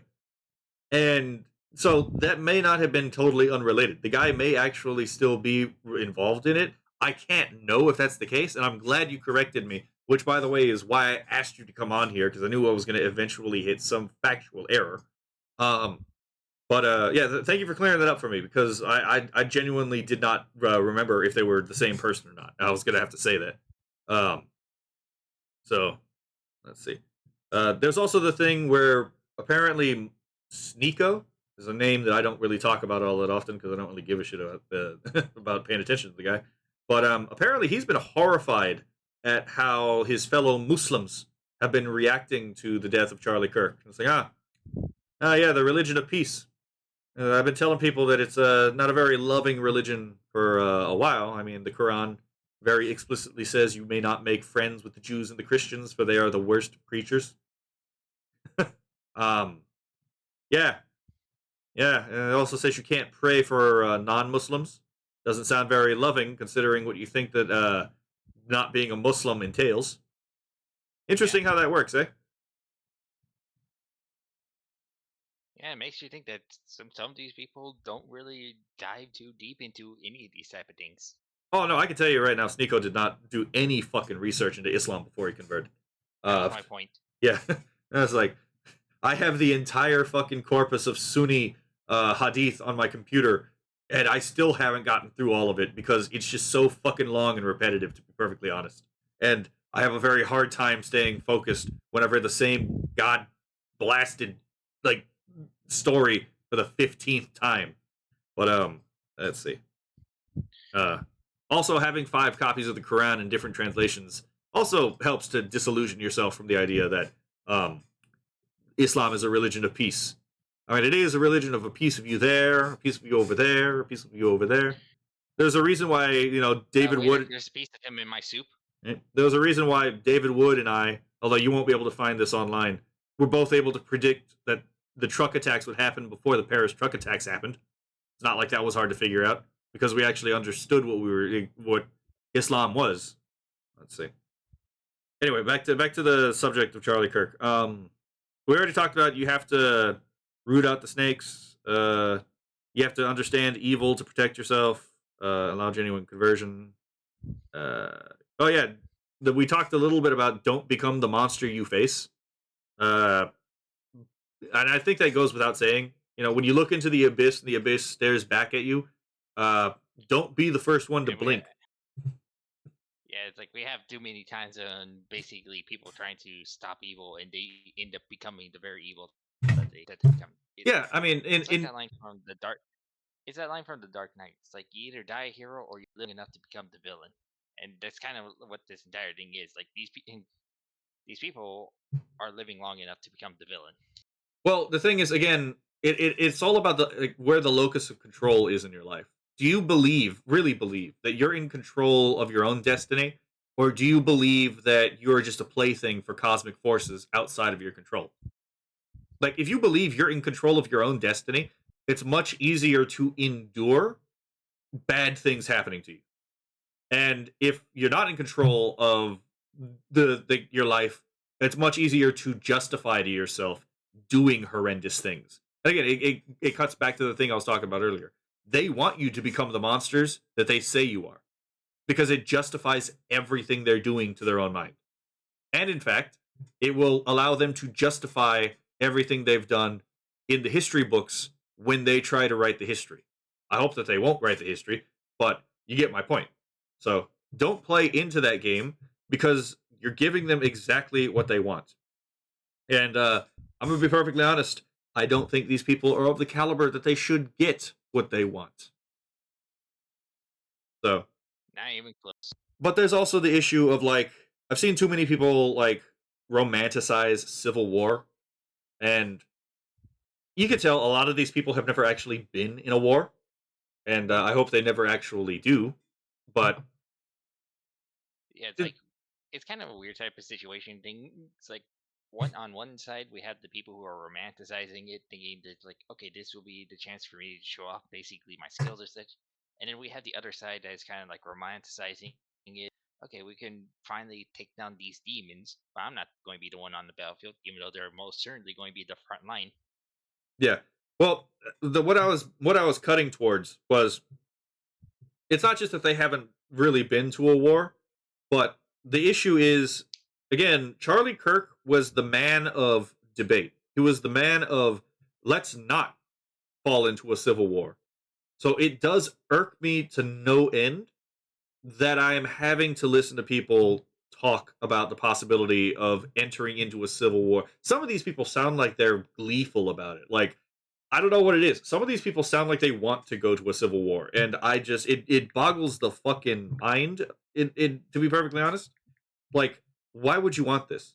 Maybe this is because like the Nepalese guy, you know, that it was on the Kirsha stream. He was talking about our ancestors bled for this country. Our ancestors made this country. Maybe it's because my ancestors were actually, you know, Hispanic, you know, Tejanos who fought alongside the Texians, you know, and died at the Alamo. Um, it, and the whole point of Texas becoming its own state was to become American. Maybe I am a little bit more attached to the idea of, you know, like saving the American project if at all possible. You know, I have a bit of a historical blood attachment to this country. You know, that's the whole reason I'm not Mexican. I actually have a better answer for you for this entire thing. Well, I mean, that's not my best Like, answer, but it's uh, my point of like, yeah, yeah, but it's like we've already talked about basically these Gnostics and basically their worldview. They want us to become the villains so they can be the heroes. So I'm skipping that. The reason why the other side seems to be glorifying basically this whole entire Civil War dynamic. Yes, just we're in 2025. This entire thing, and like, grant this entire thing, this started long before than what the day I'm going to say. But the main focus that we're kind of been dealing with started in like 2015, 20 and through 2017. it's kind of interchangeable between those 3 years. But the main focus and the main push that we've been dealing with, that we're still dealing with nowadays, began during Insun. We basically have had about 10 years of dealing with this thing, of them basically pushing all this onto us. We see them doing all this evil type of stuff, but we can't do anything against them, um, legally or etc. So it's like the reason why the people that are against these Gnostics are glorifying the Civil War is because they I have know so it. much build up frustration. Yeah, Yeah, build up frustration, like they're it seems like nearly a to the point. yeah. It's like they're trying to reclaim that internal locus of control. It's like they feel as if right now the locus of control is outside themselves. So through the Civil War, they can reclaim that power and reclaim that locus of control and make it central when it was otherwise outwards. Is that what you're getting at? Yes. Okay. Yeah. I do totally agree, but the problem is that like I know people don't like to hear this, but war carries responsibility. Maybe it's just because I actually happen to be familiar with the realist tradition and not the abstract tradition, which is you know the realist tradition of Aquinas and Rand and Scotus. But the issue is that Oh, I I agree with you. I don't know that like you Dude, like could I have agree a with you. yeah. I don't know that you could have a just civil war in this case because like first of all, it's hard enough to have a just war in the first place because there are three conditions for a just war. And this was formulated by people who actually went to war when you actually had to get up and close personal and kill a man in front of you with a knife or a fucking mace. When it was actually close up and personal. But like you have to, it has to be like right, jus ad bellum, like the right cause of war. So it's like, is it declared by a competent authority? Who has the authority to declare civil war? Like, what is the probability of success? It's stupid to wage a war that you can't win. But so it's like, do you think you can win the war? Is it really the last resort? War is always supposed to be the last of the resorts, but is it really the last resort in this particular case? Have we really exhausted all other opportunities? And is it a just cause? Like, what is the actual war going to be fought for? Like, two people can fight the same war for wildly different reasons. And again, we'd have to make sure that the Gnostic element on the right is defeated, and the realist element on the right is actually the one that prevails. But I'm not entirely sure we can particularly do that. I remember back in the day telling people it's like, hey, this QAnon thing is a Gnostic conspiracy. Like you're being like taken for a ride. This is a troll, first of all, but this is very Gnostic in the way y'all are doing this. And no one fucking believed me up until it became obvious that it was exactly what I said it was. And then no one ever admitted they were wrong about that, even though I kept telling people, yeah, no, this is nonsense. It's like, but you also have Yeah, I remember that. but you also have to have jus un bello, like the right in war. Like, do you make appropriate distinctions between friend, enemy, and like non-combatant? Are you using proportional force? Like, you're not gonna just glass an entire fucking neighborhood with a Moab, are you? That's completely disproportionate. Like, is it like are your actions militarily necessary? Like, do you have fair treatment for prisoners of war? That doesn't mean that you pamper them, but it means that you don't fucking like torture or abuse them or neglect them. They are in your care. Like, are you gonna avoid any means that are malum in se, like evil in itself? Like, there are certain things even in war you can't do just because it is evil. And yeah, if there is a god, he will hold you account for doing evil even in war. Like, I'm not saying there is a God. I do think there is, but you can't really think that there is a God and that he's just and think, oh yeah, it was war. I can do whatever the fuck I want. No, no, he'll hold you account for that. He will keep the score. But there's also use post bellum, like the right conditions after war.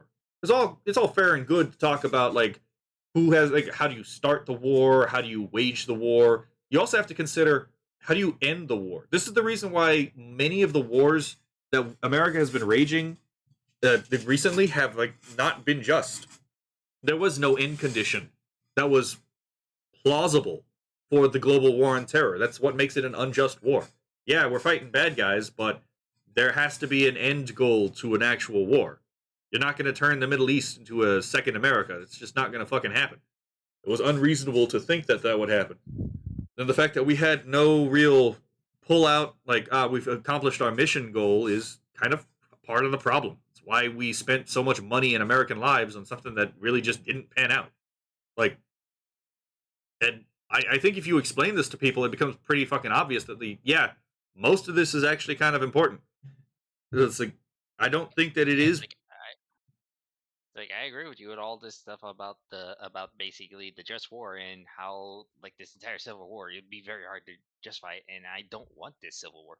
But Yeah, it's like, at the again, same time, at the same time, it's like I can understand why the people who are against the Gnostics are so glee for this entire Civil War thing. Because again, like I said, we've been dealing with this thing, this main counterpoint thing, for 15 years now, and every single avenue that we've had so far in order to actually try to counter it, or at least try to bring things back to neutral ground, has not worked. In fact, most of the people who are in charge that we want in order to actually prevent all this evil are in fact the ones help pushing it.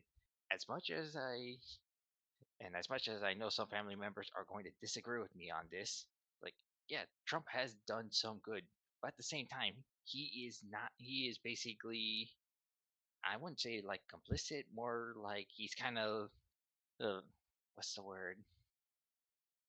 It- he's basically just being a speed bump in the road, I'm going to be perfectly something honest. like that. I think Trump is a right Hegelian, which again is a kind of Gnostic, but it's much easier to deal with a right Hegelian than it is a left Hegelian.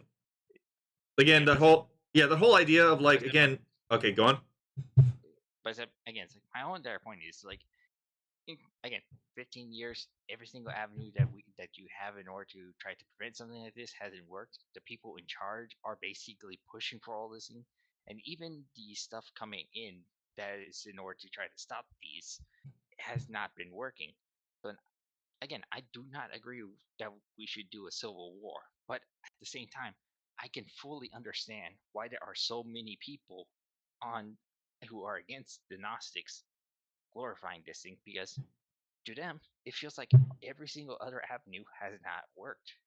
Like we're nearly out of ideas. That's what it feels like to them. I I don't mean, agree with that notion, but I can understand how they come to that. I'm gonna have to look this up because there's actually a line by Max Planck that actually kind of sums this up. Science. Actually, I'm just gonna go with quotes. But yeah, I do get the frustration. I mean, obviously, you have all these Obama judges, which are just rejecting the fucking letter of the law or even the spirit of the law at times, and to forward their agenda. That they're being recklessly dangerous about it. Then you have like again all of these state and city officials that are just not complying with the law as it is. They're actively breaking the laws, and I get it. It's entirely frustrating, but if I can find that, let's see.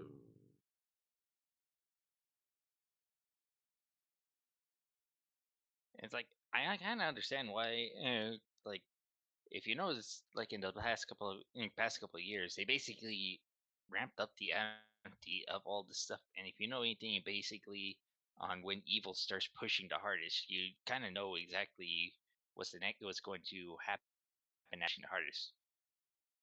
But at the Found same it. time, again, I can fully understand why people are sick and tired of this already. So I did actually find it. So I don't want to talk about Lysenkoism per se, but Lysenkoism is a really big issue right now with the gender science, or the gender studies, and the fucking like therapy cult. Um, well, we also have Lysenkoism in physics right now, and Sabina Hossenfelder has been complaining rightly about that for a while. There's a quote from Max Planck, and I think even though it's not about this per se, I think that this is actually going to be something that is going to bear like true as it goes.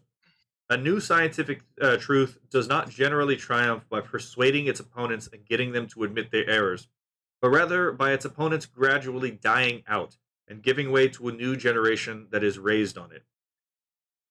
And I think that's particularly true with these political issues because you have to remember this isn't politics.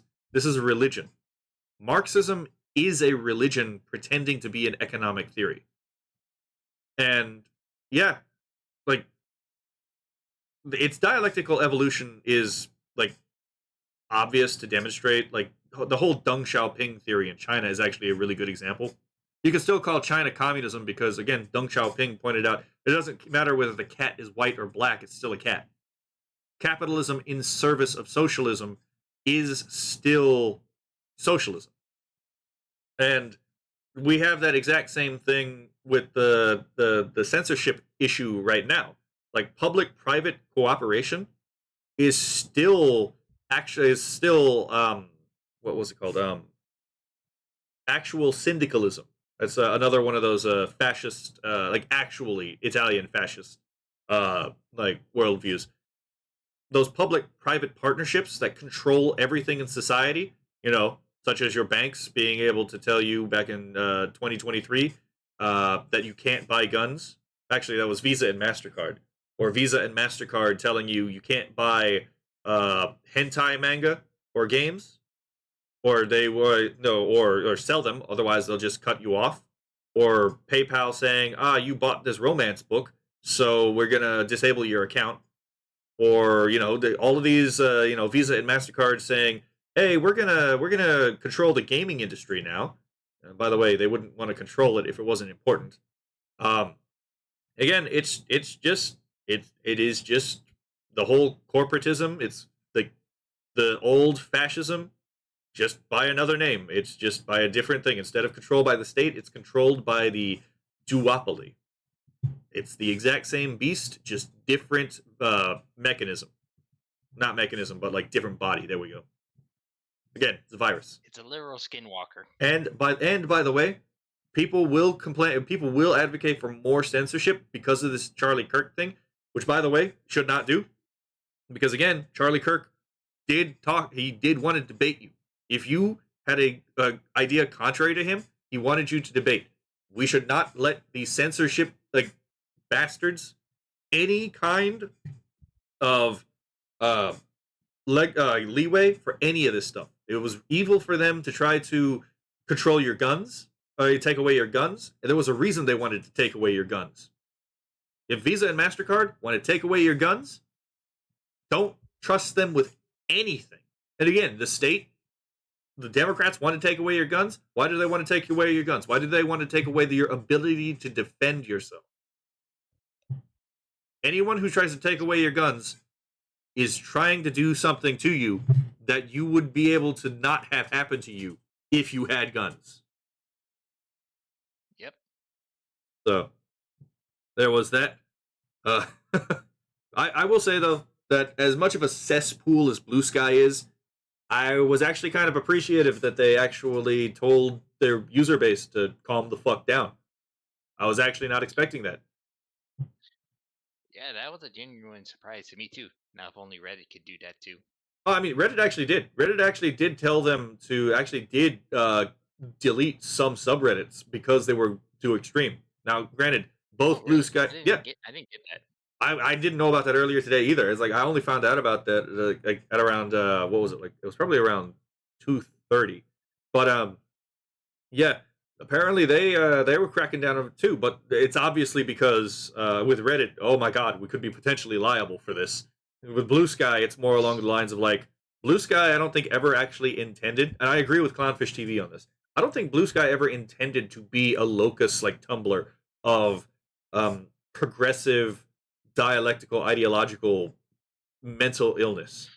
I think that just kind of happened by timing, but I don't think that anyone really wanted that. That's why Jack Dorsey, again, uh, the fucking Clownfish TV pointed that out, left, was because of that. And I don't think that this is going to help them because I think that a lot of their user base is just going to go back to Twitter, which is going to be Which they always do. which is going to be interesting. Uh, I was definitely worried Now, that a lot of the artists, because I never see political posts on Blue Sky because I only follow the artists, and I was really worried. I had to log in. I was like, "Oh, please tell me my Oshi is not doing this thing that the Lumi angler was rightfully calling out some VTubers being fucking disgusting about this situation." And luckily, she was not. So I'm like, oh, thank God, I can still enjoy my Oshi. yeah. But I always Let's find it funny. Like I know the reason why, but I always find it funny that these people keep saying that they'll just leave X or Twitter to go to Blue Sky, but they always return. They always come back. yeah. And I know, and we know exactly the reason why. But I always find that funny. They can't be consistent even with their own words, even though they value words more than anything else. Yeah. Well, I mean, you're not going to get any business on Blue Sky. But anyway, back to the topic. So I do agree with Smug Alana though. If you respond with violence, they will cut out the context and they will gaslight not you, although they will try to gaslight you. They will gaslight anyone who doesn't have immediate knowledge of the situation, and they've successfully done this over and over and over again. This is why I'm like, again, don't respond the way they want you to. Physical removal, a la Hans Hermann Hoppe, is the answer to this problem. Gatekeep your communities. Actually, Yeah. like uh, I hate to say this, but covenant communities. Actually, I quite like covenant communities as an idea. But covenant community, partly because I hate HOAs, but covenant communities are actually a really good idea. The idea that, like, yeah, like if you move into a community or you move out of a community, there is a certain amount of communal agreement that you will not sell or do business with people that invites people incompatible with your community into it. Like, and I think that actually makes a lot of sense. But that's paleo libertarianism, and I happen to like paleo libertarians. Let's see. We already talked about the Scottish common sense realism, which is really important again because it proves that liberalism is not inherently Gnostic. There is a realist version of liberalism. It just happens to be again that Gnosticism will try to jump and infect anything that it can to propagate itself. I gave an example of it, multiple examples of it doing it with paganism. I gave multiple examples of it trying to do this with Catholicism. I gave an example with Protestantism, although there are Gnostic strains mostly in evangelical and charismatic versions of Protestantism nowadays. And I gave an example, multiple examples of alleged atheistic worldviews. So, yeah, it's not entirely shocking that they can try to do this here. There are actually Gnostic movements that pretend to be conservative. Now, most conservatives who are realists don't particularly like these movements. Like neoconservatism, for example. Not neocons have a pretty bad rap because they are right Hegelians, just like neoliberals are. The neoliberal world order was a left Hegelian movement. Uh, yeah, it was a left Hegelian movement technically. Um, so there's that. Uh, but we have to be vigilant. Like, again, we have to carry on, not you and me per se, but like we as a people. We have to carry on the work of Charlie Kirk because again, they murdered him for a reason. What he did works. And again, it seems like a lot of what we talked about doesn't really could be like difficult to piece together how it relates to Charlie Kirk. But again, he was a religious man who was murdered for a religious reason. And But then it's again, it's like the reason why that everything we talked about here will be hard to piece together because most people who are talking about this situation are talking about it on a surface level. It's like, oh, X killed, like X did Y, so and X is bad. That's kind of where most of the logic of these people kind of end. We're kind of diving into a more deeper understanding. It's like, why is it that they believe that this was the right thing to do, even though it's so horrifying? yeah, it's like the last time we talked and like on stream and we were talking about the trans murder or the trans murderer and we were talking about like we were trying to explain and I think we did a good job of explaining how he reasoned to his position without justifying it. Showing it was still evil, but no, you can actually understand how these people think, and it's important to be able to understand how these people think. And the only problem is the audio was completely fucking unusable. Yeah. But But that's kind of a problem that kind of is like the problem that we have on people who are trying to go against the Gnostics. Like it's like they don't want to understand them. It's like how the Gnostics don't want to understand us. The people like us who are against them. Well, not you and me, but the people on our side don't want to understand in them. They don't want to understand where their evil comes from, and thus when they take out the surface level, the roots are still there. I mean, who wants to? Who wants to, for the most part? Like, it doesn't bother me because I don't have the same disgust reaction a lot of people do. But who actually wants to look into the eyes of madness and like actually piece together what's going on? It takes a lot of effort, Let's, and to be perfectly yes, honest, but the problem, but to be honest, this isn't a thing everyone should do. They, when I'm looking at a lot of this stuff, I listen to Kirsha for bridge and for bridge related news because I trust her to get me bridge related news very effectively. If I want to listen to, for example, anything on Nazism, just for a historical thing, I usually listen to Take History because he's one of the best ones out there at the moment doing that. If I want to read, for example, the underlying metaphysics, I might go to read like something from Eric Vogelin. Like if there are times I listen to James Lindsay because even though he jumped off the cliff, with the woke right, a lot of what he says is actually still useful. Even you just have to put up with the annoying woke right bullshit on occasion. Just remember, yeah, not everyone's right all the time, but his work is indispensable. Like none of us have the whole picture and it would be impossible to do so. It's like if I'm looking at censorship stuff, I either look at chibi reviews or I look at Madame Savvy. Like the whole Fosi thing, when I found out about that, I learned most of that from Madame Savvy. I was like, what the fuck is this shit? Like this is absolutely insane. This is ridiculous. But again, it's because there's too much, especially considering how many people in positions of power have Gnostic agendas. There doesn't need to be a conspiracy, although, again, Fosi proves that there are conspiracies.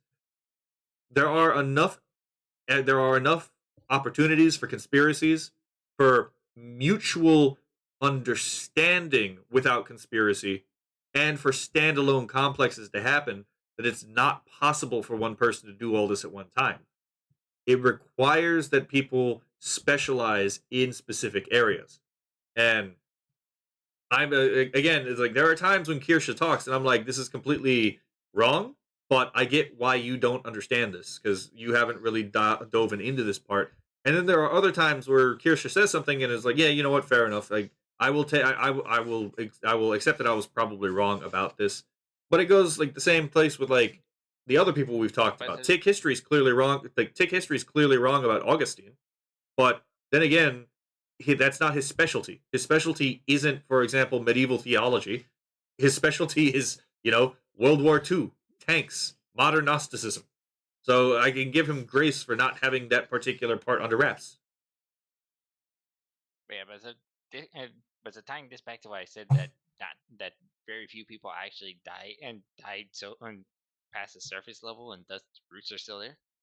One thing I will say is like, especially in the past 5 years, because of everything that's been going on and how mask off they have gone, there have been a good rise of people who have actually been who have actually been going.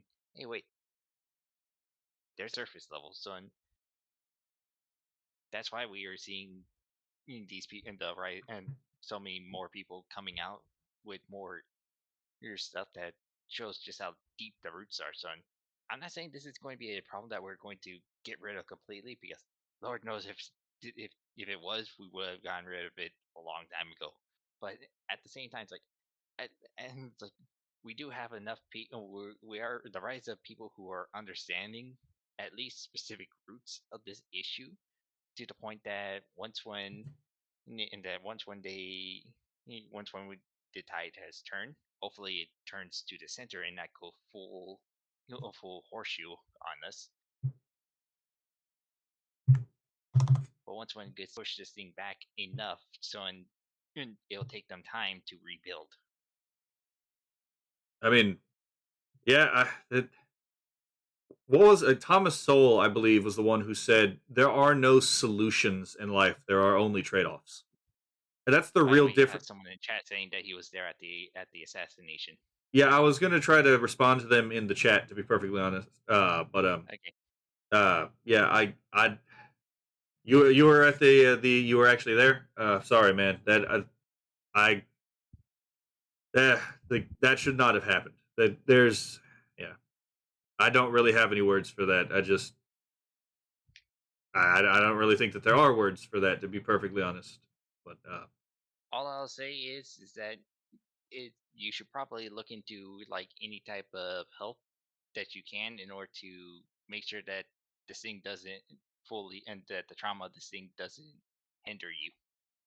well, I mean, when it comes to like trauma, it really is an individual thing. I don't want to necessarily Yeah, that's why like, that's yeah, why I didn't give him any type of specifics. yeah. It's something that he or she needs to find on their own.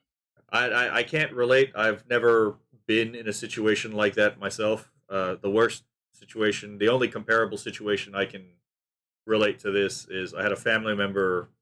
I was on site when a family member was declared uh,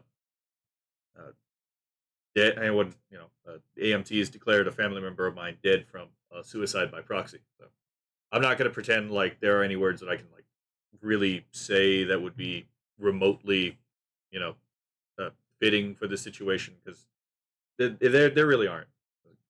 To it's just horrible. But yeah, that's the thing that I'm most again. There's just no solutions. There are only trade offs. Like everything you do is going to have some kind of cost benefit analysis to it. Um, and you the people who do this kind of stuff are they're utopian. And again, as we've discussed, their entire project is they want to pull heaven down to earth, and they don't matter. It doesn't matter to them how many people they have to kill to do it. And if they have to step over your body, they'll do it. Um, so, yeah. I don't know how long you were here for this, but we talked about a lot.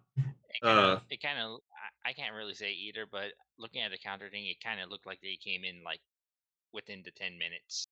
oh, holy shit! I mean, if you were here for that long, thank you for listening to us yap about this, man. Uh, but yeah, it's like I mean, to be perfectly honest, I think we finally exhausted all the notes I had written for today. To be frank, yeah, we covered the political and ideological content, the religious dimension of leftist ideology, what the act means from different perspectives. We talked about the response strategy, media. Do you have any thoughts, Doctor? I think we kind of covered everything that I would say about this thing, and in more detail than I probably would have done on my own. Well, I mean, I've been thinking about this for since it happened. Like the moment it happened, I started thinking about like again the the the religious undertones of what's going on because I do think we need to actually start calling out the fact that like these leftist movements they are just religions pretending to not be religion. They have their own eschatology, they have their soteriology, they have their own epistemological framework, they have their own axiology. Everything you would expect from a religion, they have. They just say it's Everything not but the name. everything but the name because they say they don't believe in a god, but and they have an entire system of archon type entities that they just happen to call systems, and they have demiurgic powers that happen to like that these archons tend to emanate from. It's totally not a Gnostic religion. So yeah, I think we're gonna end the stream here because I don't really see much we can add to this that we haven't already said that wouldn't just be kind of irrelevant to what we've already discussed, considering we've covered the major points that I had thinking about. Uh, so All I'll say is that, like I said to the person who entered into the chat, for anyone who basically looks at the VOD of this, like, if this thing affects you, who is affecting you and giving you trauma, uh, you should seek out help in whatever form kind of fits you, who fits your personality. As long as it's not something ridiculously dangerous, like say grabbing arms and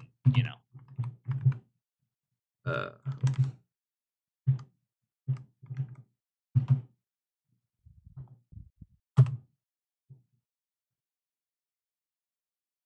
so yeah, that'll be it for today. Hopefully, the audio for this is actually usable, unlike last time. Uh, I've been but listening to it into our stream basically on a light tone. So I'm listening to you more than the actual past you, but the audio did sound a lot better this time. okay, thank God. But yeah, so I'll be ending the stream. Uh, to our one first chatter. I'm sorry you had to go through that, man. That's just there was no excuse. There was no excuse for what happened. But you know, have a lovely day. Uh, again, sorry that that happened to you. Hope you're staying strong, dude. Like, yeah. Okay, I'm signing out.